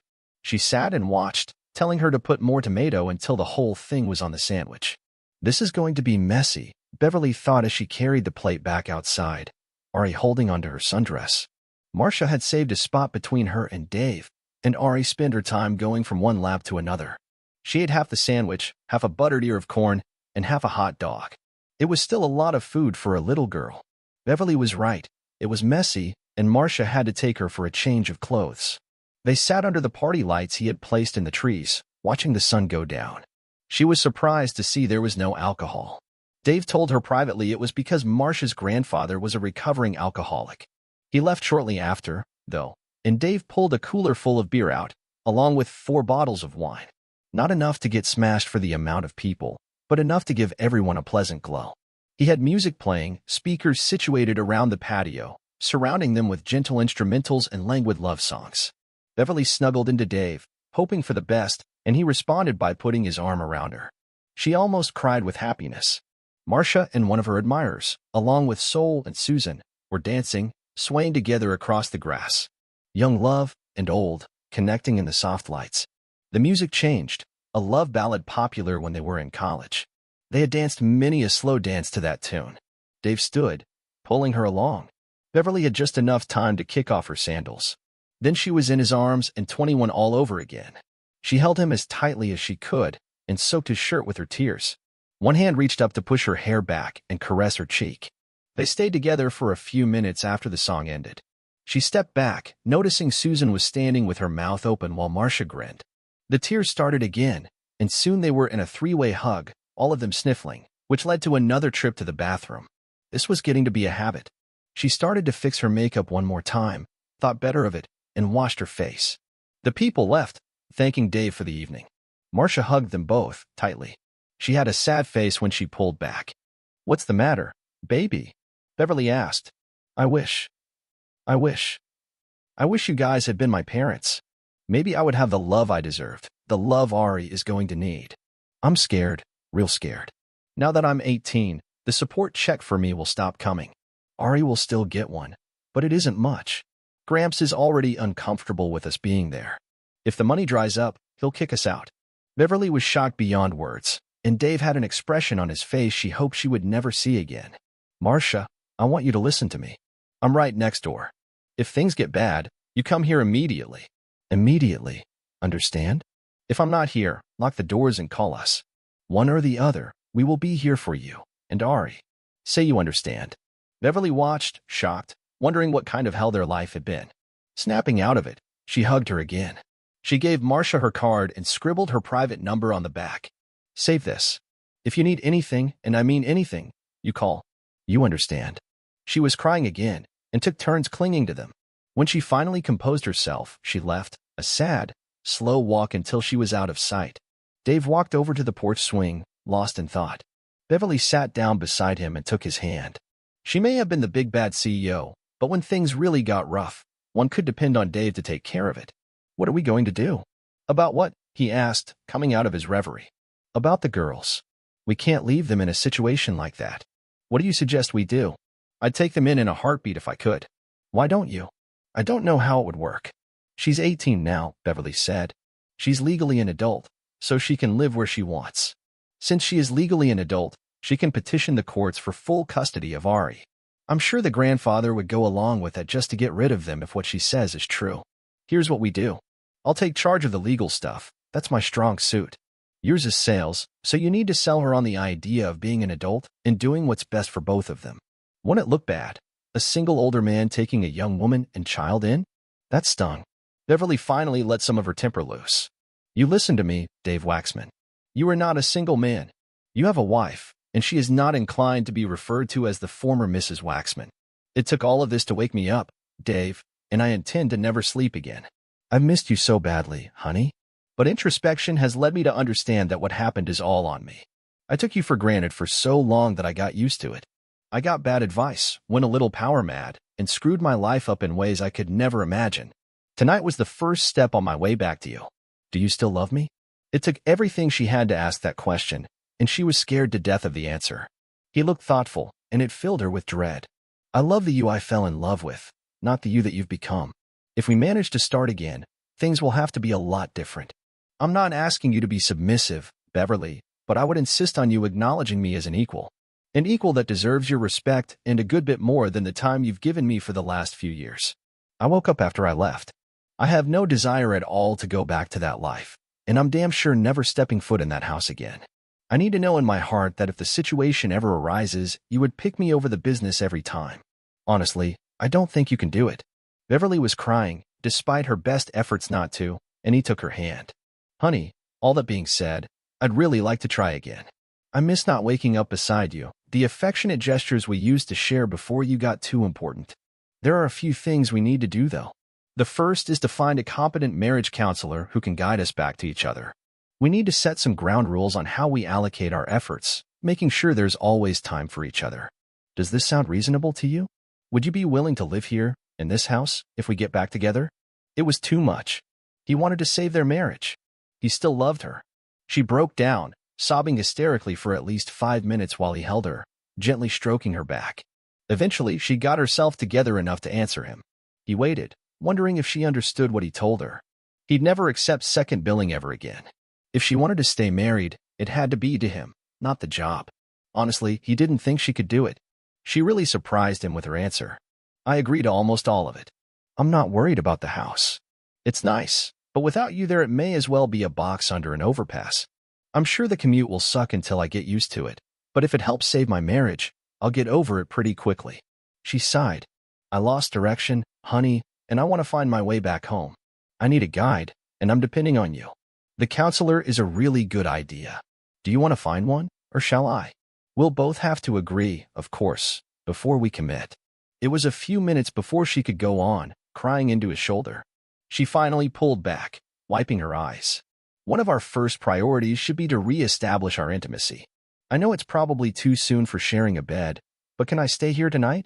I really need to wake up in the same house as you. As far as priorities, you are my main focus right now. I still have to work. Thanks to my blunder, I'm not in a very good position, so I have to really put effort into everything I do. but I will make sure I'm home at a reasonable hour. If something comes up that I absolutely can't walk away from, I'll call immediately. I'm willing to put forth maximum effort to ensure this never happens again." He believed her, conditionally.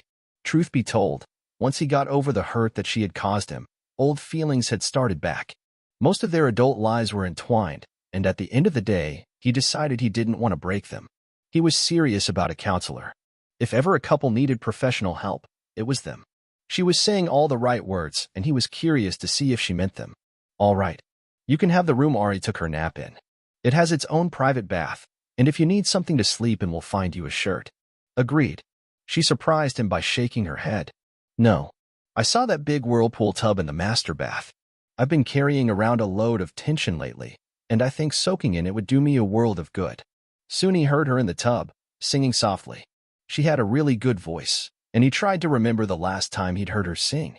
He couldn't, so it must have been a really long time ago. It was one of her tells. She always felt extra happy when she sang. 40 minutes later, she came out wearing a t-shirt that barely covered her bottom. Bev caught him looking and grinned, flipping it up as she exited the room. He stood in shock at the sight of her bare butt, listening to her giggles fade down the hall. His eyes flew open, and the first thing he looked at was the clock. 2:30 in the morning. There was just enough moonlight to see her standing at the end of the bed. Bev. His eyes flew open, and the first thing he looked at was the clock. 2:30 in the morning. There was just enough moonlight to see her standing at the end of the bed. Bev. I couldn't sleep, knowing you were in the same house and not in the same bed. Can I please, sleep with you? That's all I want, just to snuggle and feel your arms around me. Please, Dave. He could have been an a-hole and sent her back down the hall. He could have done a number of other things, but he pulled back the covers. She slid in, and he felt her trembling.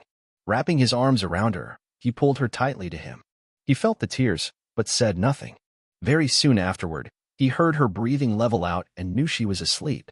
He lay awake for a long time, wondering about their future, before drifting off with a smile on his face. Her eyes popped open, and she wondered what hotel room she was in. Then she felt his arms around her, and it all came rushing back. She was in bed with her husband. She was about to get intimate when a bundle of energy came rushing in. "Mr. Dave, wake up." Marcia stood at the door with her hands over her mouth. "I'm so sorry. I told her to stay downstairs, but as soon as my back was turned, she took off." Dave grinned, tickling Ari softly. She wriggled and cooed, loving every minute of it. "It's all right, Marcia. Now I have two beauties in my bed. How lucky can a man be?" Beverly saw Marcia's expression, and I knew something wasn't right. "What's wrong, honey?" Gramps hasn't gone grocery shopping lately. I was going to ask if I could give some of your cereal to Ari." She could tell Marcia was embarrassed beyond words. Beverly's heart went out to her. "She doesn't need cereal, honey. She needs a good breakfast. Give us a minute to get dressed, and we'll come down and fix something, or take you out if he doesn't have enough. All right?" Marcia couldn't talk. She just nodded and gathered up a squirming Ari. "Come on, Ari. Let's get you some juice while Mr. Dave and Mrs. Beverly get dressed." As soon as the door closed, Beverly whirled around, eyes blazing.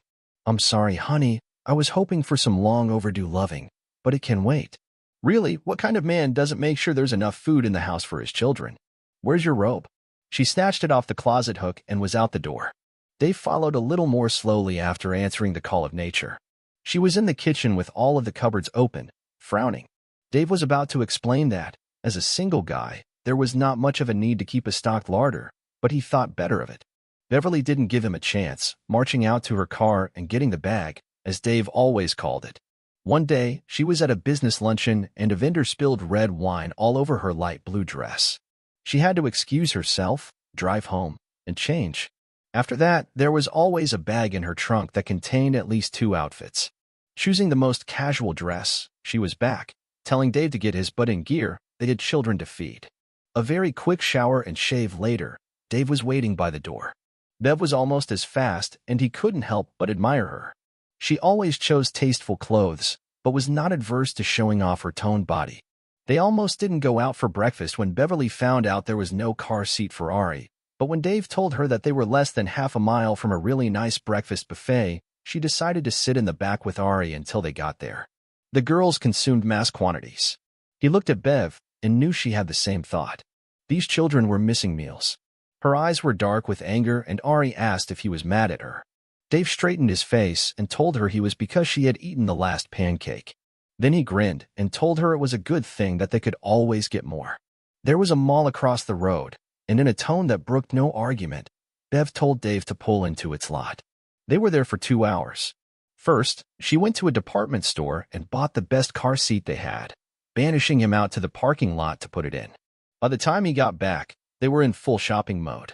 Bev made sure they both got 3 outfits apiece. Ari loved it, but Marcia seemed embarrassed. Bev gently hugged her. Please let me do this. We never had children, and just once I want to pretend I'm out with my daughters doing mother-daughter stuff. Ari got bored pretty quickly, so Dave walked her around while Marcia and Beverly finished up.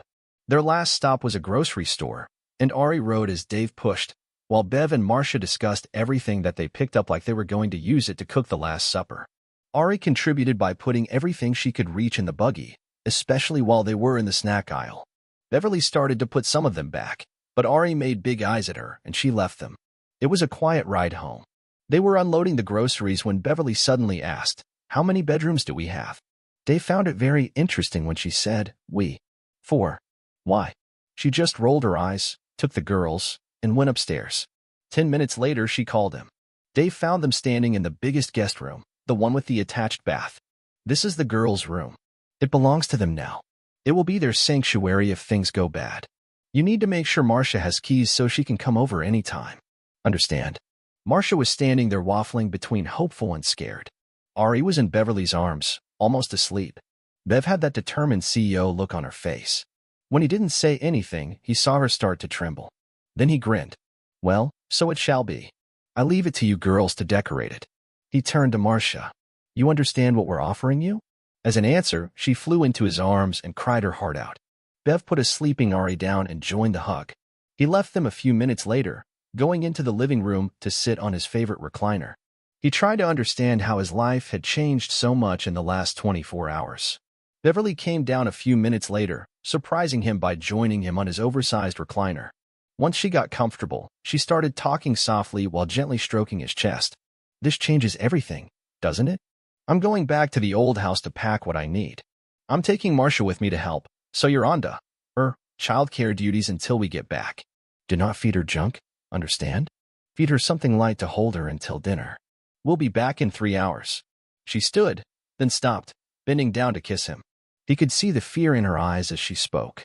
"That is, if you want me back." He stood and hugged her. "We have a lot of issues to resolve, honey. Living apart from each other is not going to help solve them. You are always better at organizing things, so I'll leave it to you. This probably won't be easy, but I love you enough to try. Are you in?" Was she in? What a stupid question. She was about to use every metaphor in the English language before she caught herself and smiled through her tears. "I'm in." His smile gave her a lot of comfort. She grabbed Marcia from upstairs and hustled her out the door. She was quiet for a while before she asked a question. "Why are you doing this?" "Helping us." She thought carefully before she answered. If they were to have any kind of relationship, she didn't want to start it off by lying to her. "First and foremost, I'm doing it because I like you and honestly want to help you. You're in a situation not of your own doing, alone and with a small child. What decent human being wouldn't want to help you? Secondly, you seem to be important to Dave, and by extension to me. You know we were separated. This weekend is hopefully the first step of a long journey home." She stopped for a second to gather her thoughts. "One of the things I discovered while we were separated was that Dave really wanted children, and I was selfish enough to deny it to him. Then I met you and Ari, and emotions I didn't even know I had came surging out of me. Now, I bitterly regret my decision not to give him children. You girls are my do-over. I'll never be your mother, but I'd like to be the best mother figure I can be to you and Ari, no matter what happens between Dave and me. You probably don't understand, but I would honestly like to try. May I?" Tears glistened in her eyes, and then she reached over and took Bev's hand. "Well, then, you can count me in on your campaign to get Dave back. After all, for a perfect family, both parental units have to be present, right?" Beverly had to pull over. Marcia held her while she cried and she reveled in her touch. When she finally got herself together, she let her loose, kissing her softly on her cheek. "Thank you, baby." When she called her baby, she started sniffling, so they hugged again. She hit her with a bombshell. "To truly be my daughter, you need to live with us full-time. Now that you're 18, You can petition the courts to transfer custody of Ari to you. We'll pay for all the legal fees if you agree. It should be pretty simple, and when we're done, no one can take her away from us. You need to start practicing saying yes, Mom. Now would be good. Beverly lost feeling in her hand because her grip was so strong. It came out as more of a sob than a statement, but she understood it as though she'd shouted it. Why? Yes, Mom. She wandered through the house as she basically cleaned out her closets and dresser drawers. It took them 4 trips to get all the stuff in the car, filling the trunk and most of the back seat. You have a beautiful house, but it doesn't feel like Dave's. This feels warm, you know. Beverly did know. You're exactly right. I've lived in the cold long enough, baby. That's why we're selling it. I plan to never spend another night there. I find I love being warm. They came back with her car stuffed. Ari and Dave came out with her in his arms, and Dave asked Beverly why she didn't take her truck. She slapped his arm playfully. Now you bring that up? We'll use it next time. Think about what you'd like for dinner while we unpack. Dave thought he impressed Bev when he made a simple stir-fry using chicken breasts, zucchini, carrots, ripe bell peppers in yellow and red, onions, mushrooms, and chopped Brussels sprouts. He served it over rice with a surprise. He'd taken parfait glasses, chopped up some tomatoes of different colors into little chunks, added basil leaves, and blended them with olive oil and a touch of vinegar. It was a very nice visual. Ari would have just eaten tomatoes if they'd let her. She had a bit of a temper tantrum and got her first experience with parental controls. Ari, do you want to grow up to be as pretty as your sister? Ari wondered where this was going, but she nodded her head. Then you have to eat different foods. You'll like what this tastes like. It has a whole lot of things you already like mixed together. Taste a spoonful. Beverly took a small spoonful and fed it to her like a baby. Her eyes grew wide and she smiled. More. Dave took a shot at the parenting thing. That's more, please. And you should say thank you to Beverly for helping you learn something new. She looked at Beverly and smiled. More, please. She ladled a little onto her plate with shaking hands and looked like she was going to burst with pride when Ari grabbed her hand. Thank you. The meal over, Bev took Ari to clean her up while Marcia banished Dave to the living room. Ari came back in, bathed and in pajamas, and crawled onto his lap. They watched a DVD Beverly had purchased while they were out, which was the movie Frozen, and Ari managed to stay awake for most of it. It became her favorite movie, and they must have watched it 1,000 times over the years. Marcia walked next door and was back in just a few minutes. Grandpa is gone and the door is locked. Beverly could see the steam coming out of his ears and put a hand on his shoulder. She grinned at Marcia. Good thing we got you those pajamas then. Go get ready for bed. Marcia bathed and came out in shorty pajamas that showed a lot of leg but were conservative enough. Beverly grinned at his expression. Only one of them is a little girl, honey. They were all in bed by 10, and both of them had to work in the morning. Beverly came out of the bath in a sexy little baby doll that did her figure justice. She saw Dave watching and twirled. His eyes went wide when he saw there were no panties. She giggled. It comes with panties, but I figured it would be a waste of time to put them on. You, sir, are 5 months behind on your husbandly duties, and I expect you to make up some of it tonight. Then she got quiet and said in a small voice, that is, if you want to. He stood up and slipped the gown over her head. In my opinion, you wasted time putting anything on. I love you, Beverly. Just like that, her amorous mood vanished. She was too overcome with emotions to be aroused anymore. He still loved her. He started kissing her, stroking her body in his familiar way, and she melted. It didn't take long for the fire to return. He was surprised when she grabbed a pillow. It's to scream into, baby. You know how much I enjoy making love to you and how loud I can get. We have children in the house, and I don't want to wake them, so I'll be biting this pillow a lot tonight. I hope so, anyway. She didn't know how many times she bit down, but it was enough to put a hole in the pillow. She was glad pillows were pretty cheap, but if it cost her half her salary a week, it would be worth it. Their alarms were set, but Ari decided she would be their wake-up call. She was glad now that she made Dave put his boxers on and had slipped her gown on, with the panties this time. They snuggled her for a while until Marcia appeared and took Ari while they showered and dressed. They played with each other a little, but they couldn't get serious because of time constraints. Marcia had cooked breakfast, and they sat down to eat as any family in suburbia would. Ari insisted on a kiss goodbye, and they also kissed Marcia on the cheek, not wanting to leave her out. Marcia had a driver's license, so she took Beverly's car and dropped Dave off so they didn't have to swap the car seat. Beverly drove Dave's truck to work. Jen burst into the office 3 minutes after Beverly was seated. Does that truck belong to who I think it does? She couldn't help grinning. It belongs to my husband, if that's what you're asking. Now, go to work, nosy Nellie. We'll talk at break. She bounced through the door 5 minutes early, bearing coffee and pastries. Beverly refused to say a word until they had their snack and were sipping their coffee. Dave and I are back together, Jen. We have things to work out, and counseling will probably be involved, so I may miss a few hours now and then. It probably won't be as easy as I'd like, and there will probably be times when I'm depressed and snappy, but bear with me.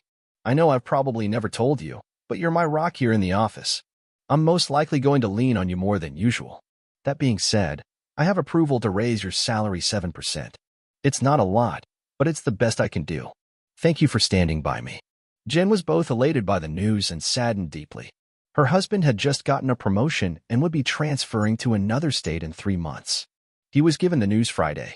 His company had also helped line some referrals up for her, and she was flying out next week to spend a day doing interviews. They were both crying as she told her the news. I still have 11 more weeks, boss. I'll help you find someone new, someone who will be as loyal as I am. They hugged and went back to work. She thought about it on the way home, and as she pulled into the drive, it hit her. Marcia. She talked it over with Dave, and he thought it was an excellent idea. Ari was a bundle of energy, loving on both of them. She gave her a bath, sat down and read her a story while she rocked her gently to sleep. She passed her off to Marcia and got comfortable on the couch while they waited, snuggled up under Dave's arm. She came back downstairs and they called her over to them. Marcia, could you sit a moment? We have some things to discuss with you. First, how come you're still here? We care a lot about both of you, honey. You know that, right? You can tell us anything. They noticed how unsettled she was all evening, but when they asked, the waterworks started. Grandpa threw us out. When we didn't come home last night, he went into a rage. I think he's drinking again. He told me I had to go, but Ari was staying because he wanted the money. I came straight home and locked the doors. He won't let us have our clothes, our records, any of the things we need. What am I going to do? Beverly grabbed her and put her on the sofa between them. They both petted her until she calmed down. It hit Beverly that night as she was snuggled in their bed that Marcia had said, I came straight home. That made her very happy. They discussed it as soon as she was rational again. First, you need to go to the courts and petition for custody right away. Tomorrow, if we can get you a lawyer. You'll give them this address as your home. The first thing they're going to want to know is if you can support her. Right now, you're unemployed, so that may be a problem. Have you ever held a job before? Marcia tearfully admitted she had worked at a few burger places, but not for very long. Dave had a small smile on his face. He knew how Beverly's mind worked and knew if she asked the question, she already had the answer. Well then, the first thing we need to do is get you gainfully employed. Fortunately for you, I have some openings at my company. You'll start Wednesday after you fill out the paperwork. Marcia had stopped snuffling and asked timidly what she would be doing. It just so happens I'll be needing a personal assistant in 3 months. It requires at least a 2-year degree, so you'll have to take classes at night. If you fail or stop going, you automatically lose your job. I have faith in you, honey. Don't let us down. Marcia finally stopped crying, and Beverly and Dave got into bed. He kissed Bev firmly as soon as she slid under the sheets. Not that I'm complaining, but what was that for? That's for what you did for Marcia and Ari. You know we're going to have to arrange childcare for Ari. Luckily for us, Sol offers free daycare for his employees, so I'll enroll her tomorrow. She'll ride back and forth with me. Marcia will ride with you. Should we look at getting her transportation? Bev got quiet for a while and he asked what she was thinking. What are we doing here, Dave? We're back together, something I seriously thought wouldn't happen at times, and we're taking in 2 girls, something I could never see happening at all. Are we pushing too hard? I don't want anything to come between us at this stage in our life. Should we turn our backs on them? Send them back to their grandfather and wish them the best of luck? Her grip on him got tighter. Absolutely not. If something happens and we can't keep them, I will personally make sure they land somewhere safe. They're better off where they are right now than anywhere we could think of. I'd like to keep them as long as we can. Please, honey? Oh, we're definitely going to keep them. Marcia's legally an adult, even if she's not prepared to function like one. Ari is the one I'm worried about. She's 4, and if we keep her, she'll imprint on us. We'll become the parent figures in her life. Are you all right with that? She was quiet for a minute. 2 years ago, I would have run from them. 3 months ago, I would have waffled over the idea. But now, as long as you're part of the package, it fills me with great joy. I don't have any idea how to do it, but I'd like to try. It came out of his mouth before he thought. We'll make it, baby. Both of us made mistakes in the past. You should have given at least part of your attention to us instead of being so fixated on climbing the corporate ladder. I should have been firmer and demanded you remember that even if you were my boss at work, we were partners in life. These are mistakes I'll never repeat. I plan on being more open with my thoughts and a bit more forceful in my actions just to make sure it never happens again. I still think counseling is a good idea. After the dust settles with our kids, we need to look into that. He felt tears on his shoulder and wondered if he had gone too far. He asked, and she slapped his arm playfully. These aren't tears of sadness, they're tears of joy. I never thought the term, our kids, would ever come out of your mouth or that I would be so thrilled to hear them. They're the missing link, my love.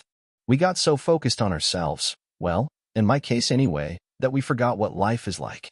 Children force you to prioritize. Suddenly, it's not all about you anymore. It's about them. I want to experience that so much. Now, let's go to sleep.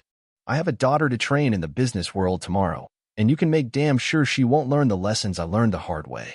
You've got to enroll our baby in daycare. I'd love to see the look in Soul's eyes when you show up with Ari tomorrow. We need to call out tomorrow, Bev, at least half a day. I'm sure Marcia needs a wardrobe, especially since her grandfather locked her out of the house, as does Ari. I need to see Soul about daycare because technically, Ari isn't ours. Plus, you need to get her a lawyer lined up for custody. We need to move on that fast. Sometime tomorrow I'm going to see their grandfather and see if I can get him on board with what's happening. It'll make the transfer of custody a lot less complicated. Agreed, she said in her business voice. And you were right about transportation. She'll need a car to get back and forth to school. We can do that in a couple of months after she's settled into her job. What kind should we get her? Let's wait 2 months and then get her input. No hot rods, nothing too expensive. A starter car should be something we don't have to worry about her dinging. We just need to make sure it's safe. You're into the world, honey. You can handle that. Now, we need to sleep. Lots to do tomorrow. They woke with a smile and a plan to their personal little alarm clock. It occurred to Beverly when they were intimate they'd have to make sure the door was locked. She giggled at the thought. Marcia didn't quite know what to think, and Ari had no clue about the changes coming into her life. She hustled them into the car for a trip to the mall. She showed Marcia the type of clothes she needed to maintain a professional appearance, and she chose well. Then she told her to pick some non-working clothes. There were a few miniskirts that she wanted approval for, and 4 or 5 pair of very well-fitting jeans. She picked up some basic tees and a couple of cuter tops, and then she was set. Beverly sent her to pick her own underwear, telling her to bear in mind how it would look under her professional clothes. She then concentrated on Ari. It was all a wonder to her, but it didn't take long before she was giggling and cooing as Beverly had her try on several outfits, as well as some really pretty dresses. She didn't like the shoe store until Beverly showed her a pair of pink sneakers, and then she cooperated. Dave met them for lunch and tried to act interested when they told him about their purchases. They finally gave up. He'd just have to experience them one at a time. Dave switched the car seat to his truck, and they waved as he and Ari pulled out. Jen was surprised when she showed up with a woman so young. She was surprised even more when she told her what she wanted. See if she's trainable and if she has any business skills at all. I need total honesty after you work with her for a few days. If she's competent, she'll be taking your place. If she's not, we'll find her another position. Who is this girl to you? Beverly flushed as she explained how she came to know her. Jen actually laughed. I wish I was around to watch. Does she call you Mom? Not yet. I'd like to hear it, though, sometime in my life. She showed her pictures of Ari. Most were while Dave held her. I'm afraid she's going to be a daddy's girl. I can deal with that, as long as I get the big one. It'll be easier with her. Jen almost fell over in a fit of giggles. Really? A teen, as pretty as she is? What's going to happen the first time she brings home a boy you don't think is good enough for her? You better get used to sleepless nights. Beverly hadn't thought about that. She wondered if Dave still had that old double-barreled shotgun he'd inherited from his grandfather, and if it still worked. Marcia was completely overwhelmed with the whole experience and just followed Jen around like a puppy. They took her to HR and got her paperwork started. She came in on the lowest entry-level salary, $22,000 a year. She thought it was a fortune. Beverly just smiled. Wait until you have to pay your own bills. It won't seem like nearly as much then. She saw Marcia frown and hastened to comfort her. That's years down the road, honey. I refuse to let you move out until you have a degree, at the very least. Then we'll see how you feel about it. She was quiet on the way home. Beverly asked her how she liked her day. It overwhelmed me, but I'll learn. Look at the role model I have. Beverly glowed and Marcia spoke again, a small, shy voice replacing the confident one. I may have made a mistake today. One of the other secretaries asked who I was and Jen told them I was your daughter. I was so shocked I didn't correct her. The word is out. You may have noticed the strange looks. She had noticed, but shrugged them off. She was trying to save the company and her ass, so she expected some strange looks. Don't tell them any differently. Maybe they'll treat you better. I could think of worse things to be called, and have been called. They arrived home to find Dave, and his little helper had prepared dinner, grilled chicken and vegetables. They ate like they had slaved in the salt mines. He wished he had recorded the look on Sol's face when he told him why he was late and what he needed. Ari was in his arms, her little hands locked around his neck. He immediately called Susan, who must have set a speed record getting to the plant. She had that grandmother vibe down just right, and soon Ari was in her arms while they talked. He explained the whole wonderful weekend to them. Susan had tears in her eyes, which confused Ari. Sol looked a little misty-eyed, and he made a comment about the cleaning crew not dusting well, but he was smiling the whole time. In no time at all, Susan had Ari by the hand, towing them along to the preschool. Ari wasn't used to being with people her age and was a little clingy, but the teacher soon had her coaxed into joining them in a game. An hour later, she barely acknowledged Dave when he left. He gave Susan and Sol their history as he knew it and asked if they knew any good family law experts. Susan was on the phone immediately. Seems one of the boards she sat on specialized in children in difficult situations. She got a family law judge to get them an appointment with what she considered the best expert in the field. She made it after normal hours to help them. He couldn't wait to tell Bev. Susan brought him back down to earth with some pretty pointed questions. So, one weekend with your wife and having these children dumped in your life makes everything all right? Not in the least, Susan. We have a lot of feelings and old wounds to sort out. The children won't make it any easier. We plan to find a good marriage counselor, and later on, if things work out, we'll make a few visits to a family expert to smooth the path for all of us. I know this, though. We still love each other. We are also developing strong feelings for those two girls. You know how goal-oriented and driven Bev can be when she wants something, and she wants the whole package. I think this weekend has shown her what we missed out on by not having children and sees this as a chance to correct an old mistake. It'll be up to me to keep her reeled in and balanced. It will be up to her not to return to her old ways. The first hint of that and I'll be all over her. So, no, it's not going to be an easy path, but it's one we're both willing to walk. Sol grinned. Well done, Dave. I can tell you from experience it will be worth all the pain and heartbreak that's coming your way when you watch them leave the nest. Stay the course, my son, and the rewards will be more than you can ever imagine. Now, go to work. You have a family to support now. Dave did work a few hours, and was not ashamed to say he was seriously ineffective. Ari bounded into his arms when he came to pick her up, rattling on about what she had learned and all the friends she'd made. The director of the facility smiled at him. Get used to it. She seems really bright, and it might be in your best interest to get her tested in a few years. It will be a challenge to us to keep her from getting bored. Here's a list of things you'll need to get. If you're uncomfortable with it, get her mother to give us a call and we'll go over what you guys can expect. Have a good night. Bye, Ari. She ruffled her hair and walked away humming. The woman must have really loved her job. H got his baby settled into her seat and asked her what she'd like for dinner. Chicken, she declared. He got a few of the toys Bev had bought and put her where he could see her while he grilled. He noted the way she was especially fond of a stuffed dog, and he wondered how she would like a real one. She did have a birthday coming up. The big girls got home and Ari ran to them laughing. Bev scooped her up and placed her on her hip like she'd been doing it since the child was born. She was trying her best to tell them she was going to school now, with friends and a nice lady named Ms. Rose.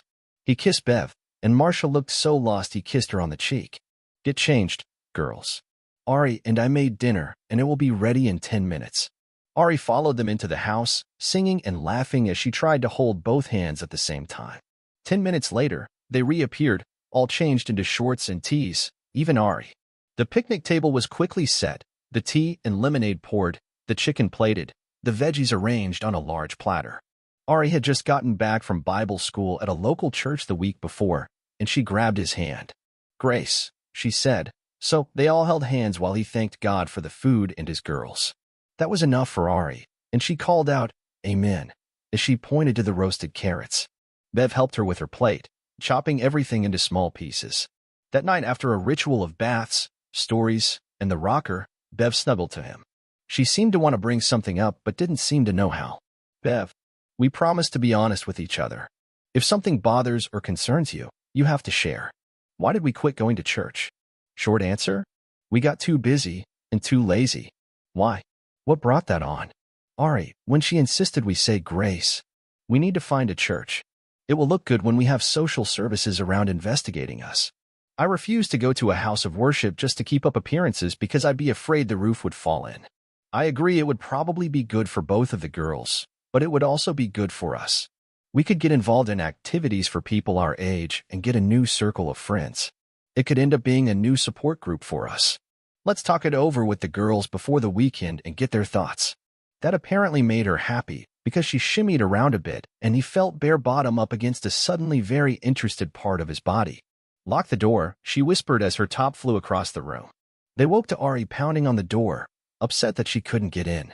He dove for the bathroom while Bev slipped into her robe and opened the door. Ari was crying but soon settled down as Bev cuddled her. No more locked doors, she told him the next night. If we need time alone, we'll make sure the door is open when we're done. Got it. They fell into a routine the next few weeks. Ari never missed a day of waking them up, diving on the bed for kisses and hugs while she chattered happily about what she was going to do at school. Marcia had been taking makeup lessons from Bev, and she'd get ready for work while they entertained Ari. In her professional dress with proper makeup, she looked a lot older than 18. Dave wasn't happy about that. Bev would laugh. Everybody knows she's the boss's daughter. There may be some interest. I would be disappointed if there wasn't, as pretty as she is. But it's a professional environment and Jen, and I watch her like a hawk. Still, she's 18, and I think that because of her home situation, she hasn't had very many dates. I think she'll be really popular when she does start dating. Did you ever find that shotgun? Yes, and I bought a box of buckshot. Bev was still laughing when she went down to breakfast. The grandfather finally came to the house after the girls had been with them for 3 weeks. He came when Dave and Beverly were gone. They had taken Ari with them to the grocery store, and Marcia stayed home to fix dinner. He knocked on the door, and when she answered it, he demanded they come home. Marcia tried to reason with him, saying they wanted to remain where they were, and he got really agitated. She thought he might have been drinking. Of course, as soon as they got Ari down for the night, she told them all about it. Dave indicated he would be going over to talk to him the next day, but Beverly talked him out of it. Let me call Mrs. Ingalls. She'll know what to do. Mrs. Ingalls was the family law expert Susan had recommended.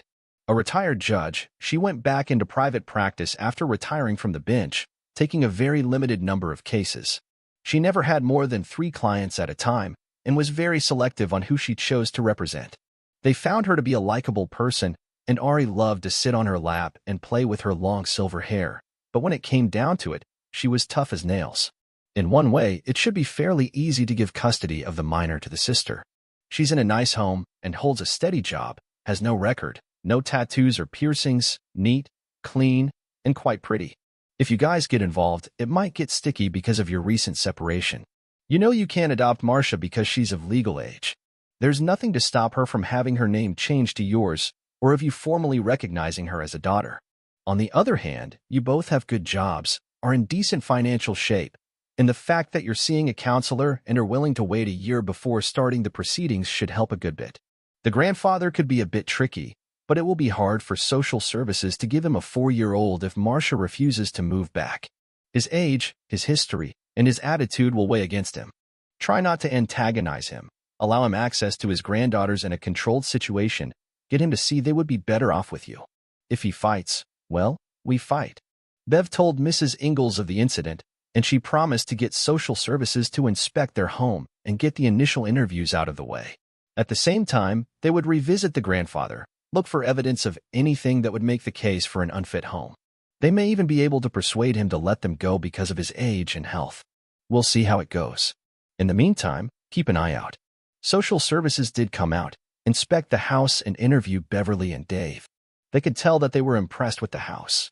They had scrubbed it top and bottom twice in anticipation of the visit.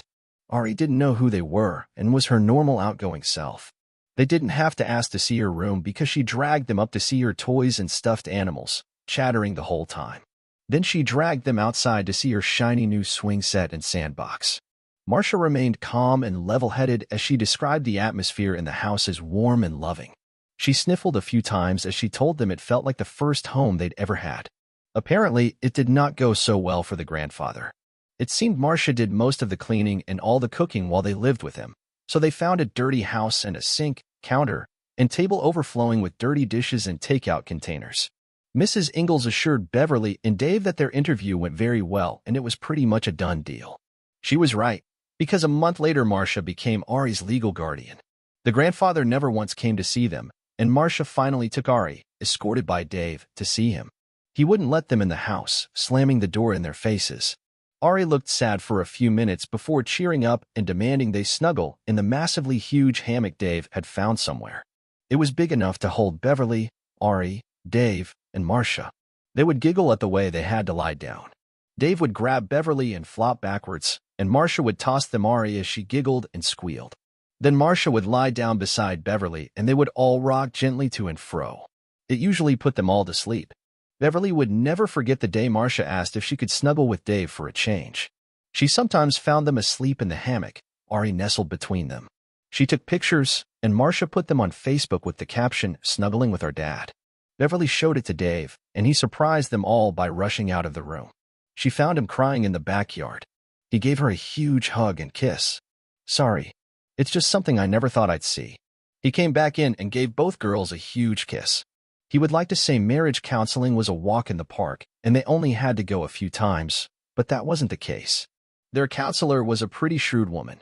She had them tell her in separate sessions why they split up, and why they decided to get back together. She popped all her insights on them during the sessions. There were times when they shouted at each other, and times they cried and hugged as if they were afraid the other would disappear if they let go. She would lead them along like lambs to slaughter, then prop them back up and analyze everything when they were done. It seems he harbored a deep resentment of her almost unilateral decision to not have children. She resented Dave for trying to bring it up every once in a while. In the end, they learned a lot of things. The primary one was the fact that they lost sight of the marriage in pursuit of their careers. He found that while he was very proud of what she had accomplished, on many levels he resented it, especially when she started minimizing him as she climbed the ladder. She resented the fact that while he was a very good salesman, he didn't have the burning desire to get to the top. He almost laughed at that. "If we were both like you, the marriage would have been over long ago." That set her on a crying jag, but after she recovered, she understood his point. She hurt him pretty badly when she said she felt he was too passive, and she felt like she wore the pants in the family. Then he realized she was right about some of her feelings. It was only after she committed the ultimate in disrespect to him that he started pushing back. Sometimes they'd come back still upset and not speak much. Ari would sense their moods and jump back and forth, snuggling until they were both in better moods. Marcia would hover, understandably worried about what would happen to them, until they pulled her onto our laps and Bev would love on her. He would never forget the day he went to fetch Ari from daycare and she came running to him. "Daddy," she yelled as he picked her up. She'd heard all the other kids calling their parents mom and dad and decided that was the way it was supposed to go. He told her, after he got his emotions in check, that if he was daddy, then Beverly was mommy. She seemed to understand that logic because she jumped down from the truck and ran to her, carrying a cutout dinosaur with little red puffballs glued along its spine. "Mommy, look what I made for you." Dave honestly thought Beverly might faint. Then the tears came. Marcia and Dave watched for a minute, and she turned to him. "Well done, Dad." Then his tears started leaking. The dinosaur hung in a shadow box on Beverly's office wall until she retired. She stood in the hallway of their house, waiting. Marcia stood by her side, holding her hand. It had been almost 2 years since Dave and Beverly started on the long road back to each other. This was the last step on the path. She heard the music start and Marcia held the door for her. She was still thinking about the conversation they'd held while they were waiting. "Thanks, Mom. Thank you, and Dad for saving us, giving us a loving home, and believing in me. I can't believe I'm going to be a junior in college next year. I promise to do well. After all, I have a heck of a role model to emulate." Beverly hugged her hard, trying not to ruin her makeup by crying. "It's me who should be thanking you. I had just about lost everything. My career was going up in flames, my husband had left me, and I had nothing left. Then I came to that cookout to make one more effort to get my life back. I not only got my husband back, I got a family as a bonus. Have I told you how much I love you and Ari, and how proud I am of you?" Marcia laughed. "Every day. It'll probably take another 30 or 40 years before I get tired of it. Now straighten that face. It's almost time. She walked through the door to the cheers and claps of their friends. The reverend of the Episcopalian church they had been attending for the last 14 months was standing at the bower, smiling. Their friends from the age-appropriate group they had joined were there. Jen had even flown in with her husband and 5-month-old son. Sol stood beside Dave, while Susan, dressed to match Marcia and Ariana, took her place on the opposite side from Marcia. 6-year-old Ari was standing there with a basket of rose petals, flanked by their, translate, her, boxers, Sunny and Sugar. Each had a little pillow strapped on their back. They stood for a minute, enjoying the scene before Dave slowly walked down the red carpet, preceded by Ari spreading rose petals. The dogs were in their usual positions, one step behind her. They joined hands in front of the Reverend and recited their vows again. She got a big surprise when Ari handed Dave her ring. Dave had taken it to the jeweler's for cleaning and had a large diamond-encrusted band wrapped around it. She let him slip it on her finger, glancing at the mother's ring the girls had gotten her for her last birthday, the 2 different stones twinkling in the twilight. She let a tear slip down her cheek when the Reverend asked who gave this woman away, and Sol answered, their daughters do. It was the 3rd most important day in his life. The first was marrying Beverly the first time. The second was the day Ari's adoption papers were signed and she got to carry their last name. Marcia broke down when he told her she would have to take their last name, too, giving her the papers. All she had to do was file them, and the Waxman family was complete. He grinned as he slipped the expensive band on her finger. It symbolized the old with the original setting and a new beginning with the upgrade. He already had the one for their 30th anniversary in mind. If he thought he had a surprise for her, she one-upped him in a spectacular way. After the vows and the kiss, she called for everyone's attention. Thank you all for coming, old friends and new. There is one more thing to celebrate tonight. She turned and took both his hands and said the words he never in his life expected to hear. Honey, you know I had a doctor's appointment yesterday. It was to confirm something I already knew in my heart. I'm pregnant, honey, 8 weeks along. I have no idea how it happened, but I consider it a gift from God. Oh, and it's a girl. People started clapping and cheering, and he reacted in a way they never suspected. He fainted. Beverly and Dave sat and watched Ari cross the stage to receive her high school diploma, just as they had watched Marcia do the same for her college degree 10 years earlier. Ari had graduated with honors and would be following Marcia to the same university. Dave grinned at Marcia while he held his 4-year-old grandson on his lap. She grinned back while she held his twin sister. Though Beverly was a terrific mother, it paled to how she doted on the grandchildren. Marcia had inherited her grandfather's house when he passed, and she had remodeled it to suit her and her then-new husband. It made it really easy to see the grandkids, as they had a gravel path that led from back door to back door. He had already subdivided 2 acres in between them to build Ari a home when it came time. He'd also bought an empty lot next door for the terror that was squirming on the seat between Bev and himself. Their daughter, Haley, must have been a tornado or hurricane in her past life, judging from the way she lived her life. Always in motion, always on the way to somewhere else. About the only one who could calm her was Ari, who she had followed around as soon as she could walk. The thought of her hitting puberty scared him to death. Maybe it was time to buy a new box of buckshot.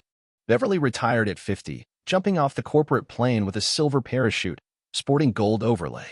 She had saved the company, and in a move that she said was inspired by Dave, led it to a merger with the South Korean company that had encroached on her territory. It was a win-win for everyone, and she was considered a business was for brokering the deal.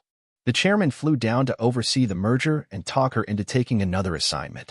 They were sitting in her office, and he was admiring portraits of a green dragon with red ridge spine tips and another dinosaur not as easily identified that was yellow with blue dots.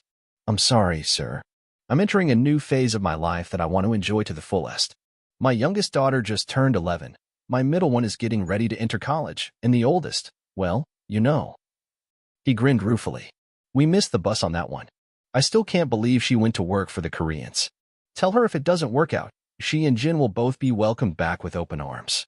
I'll pass it along, but I wouldn't hold out much hope if I were you. Jin really likes her new position as general manager at her new company, and Marcia is having a ball working with the Koreans. It's a little insulting when they trot her out to show how progressive they are for hiring American women and putting them in positions of authority, but she's proved her worth and they really are impressed. The owner has his granddaughter working as her personal assistant for the time being, hoping she will absorb her techniques and skill. They both laughed. Well, I had to try. Good luck to you, Beverly. Send pictures of the grandchildren when you drop us a line now and then. Think about the consulting position we have on the table.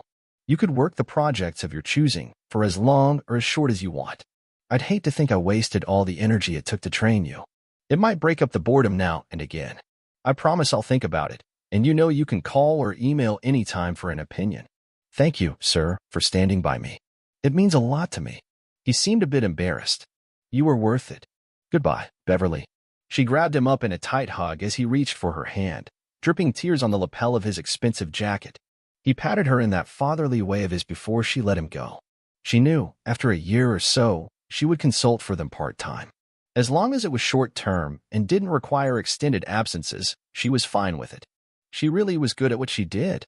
She figured when the youngest grandchild started school would be about right. Dave looked at Haley as she squirmed. Tone it down, HH, which stood for Hurricane Haley. It's about over. As she smiled at Dave, he remembered the time he heard she was going to join the family. Bev and Dave had decided to renew their vows after their counseling and court appearances to adopt their girls as a celebration of the successful resurrection of their marriage and completion of their family. He was already almost overcome with emotions when she dropped the bomb on him. Pregnant at 38. She said she didn't know how it happened, but suspected an interaction with some cold medicine. She couldn't quite look him in the eye at times, and he knew it was deliberate on her part. If she had just asked him, he would have been ecstatic, but he suspected she was afraid he'd tell her no. He fainted dead away when he understood what she'd told him and all their family and friends. She looked completely panic-stricken when he woke up, his head cradled in her lap. She was crying and apologizing, so he shut her up the most effective way possible. He pulled her head down for a kiss that felt like it lasted a lifetime. After that, she understood that he was happy. He worried constantly, but Bev sailed through the pregnancy like it was nothing at all and continued working until he pitched a fit and she stopped 3 weeks before her due date. When Haley came into the world, he was there with Beverly. He was lucky enough to present their newest daughter to her and marveled as the tiny bundle wrapped her tiny fingers around one of his.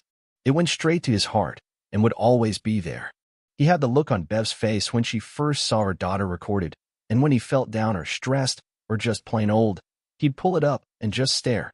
He always felt better afterwards. Marcia had Ari and was waiting with Sol and Susan, their grandparents. They had added them to their brood so seamlessly, many thought they really were theirs. When they got to go into the room and hold the baby, there were enough tears to fill a bathtub, but no one was sad. Over the months, everyone saw the bond developing between Ari and Haley. Ari was so small when they got her that she had only memories of them, and for years she really thought she was theirs by blood. She was devastated when she found out the truth, but Bev comforted her. You may not be family by blood, honey, but you're family by love. We gotta choose to love you. I, for one, was hooked the very first time I saw you, and you played with my diamond necklace. As far as we're concerned, you are our blood daughter. Nothing will ever shake the love we have for you. Understand? Nothing. Hold your head high and be sure when you hear your name, Ariana Marie Waxman, that it was given by 2 parents who love you very much. He lasted a few more years after Beverly retired before he followed her. Sol's daughter was changing, and he didn't like the direction she was taking. Sol's death had hit her very hard, and she was rudderless for a few months. She finally got over it when Bev showed up and forced her to go to lunch, telling her their story. When was the last time you surprised your husband with a night of passion? When was the last time you even had dinner with him? This. She waved her hand around the office, is not worth your husband. I almost lost mine, and I'll never forget the feeling of pain, or the struggle it took to get him back. Think long and hard. Amanda, you think Sol would want this? Hell no, he wouldn't. He'd tell you to sell the damn company before you lost your family. Think back. He ran the company for decades and hardly ever missed dinner with his family or any of your important moments growing up. If he could do it, you can do it. It must have worked because she hired enough staff and trained them well enough to delegate a lot of the day-to-day operations to them. When she was certain they could handle it, she surprised her husband with a second honeymoon at a tropical location. They made love every day, sometimes more than once, and she shocked the hell out of him by telling him she'd gone off birth control when she started planning their escape and that she hoped she was pregnant. Their first son was born almost exactly 9 months later. Once Beverly and Dave were free, they started on their bucket list that contained all the things they said they wanted to do or try when they had the time. They bought a motorized RV and spent a lot of the summers tooling around the U.S., usually with a grandchild or two along for the ride. Sometimes Haley came along, but she preferred to stay with her older sisters. Then they shocked them all by spending a month on the island of Crete. Bev had seen it on a travelogue and wanted to see it in person from that day forward. They came home for a month, then spent a month in Portugal. The next trip out was Spain, followed by Italy and France. After taking stock, they decided they liked Crete best and bought a nice 4-bedroom house on 10 acres. It came with grapevines, citrus trees, even an olive tree or two. It also had a really nice pool. They spent about half the year there. Marcia spent her 2-week vacation there with her husband and kids, and Ari stayed a month with 4 of her friends when she graduated from college. Haley was making noises about getting the house for her and 6 of her friends when she graduated high school. Dave wasn't not too crazy about that idea. Bev learned some of the local language, and one of her favorite phrases meant, "Let's get into the pool naked and fool around." At 56, Beverly could still rock a bikini. When she bothered to wear one,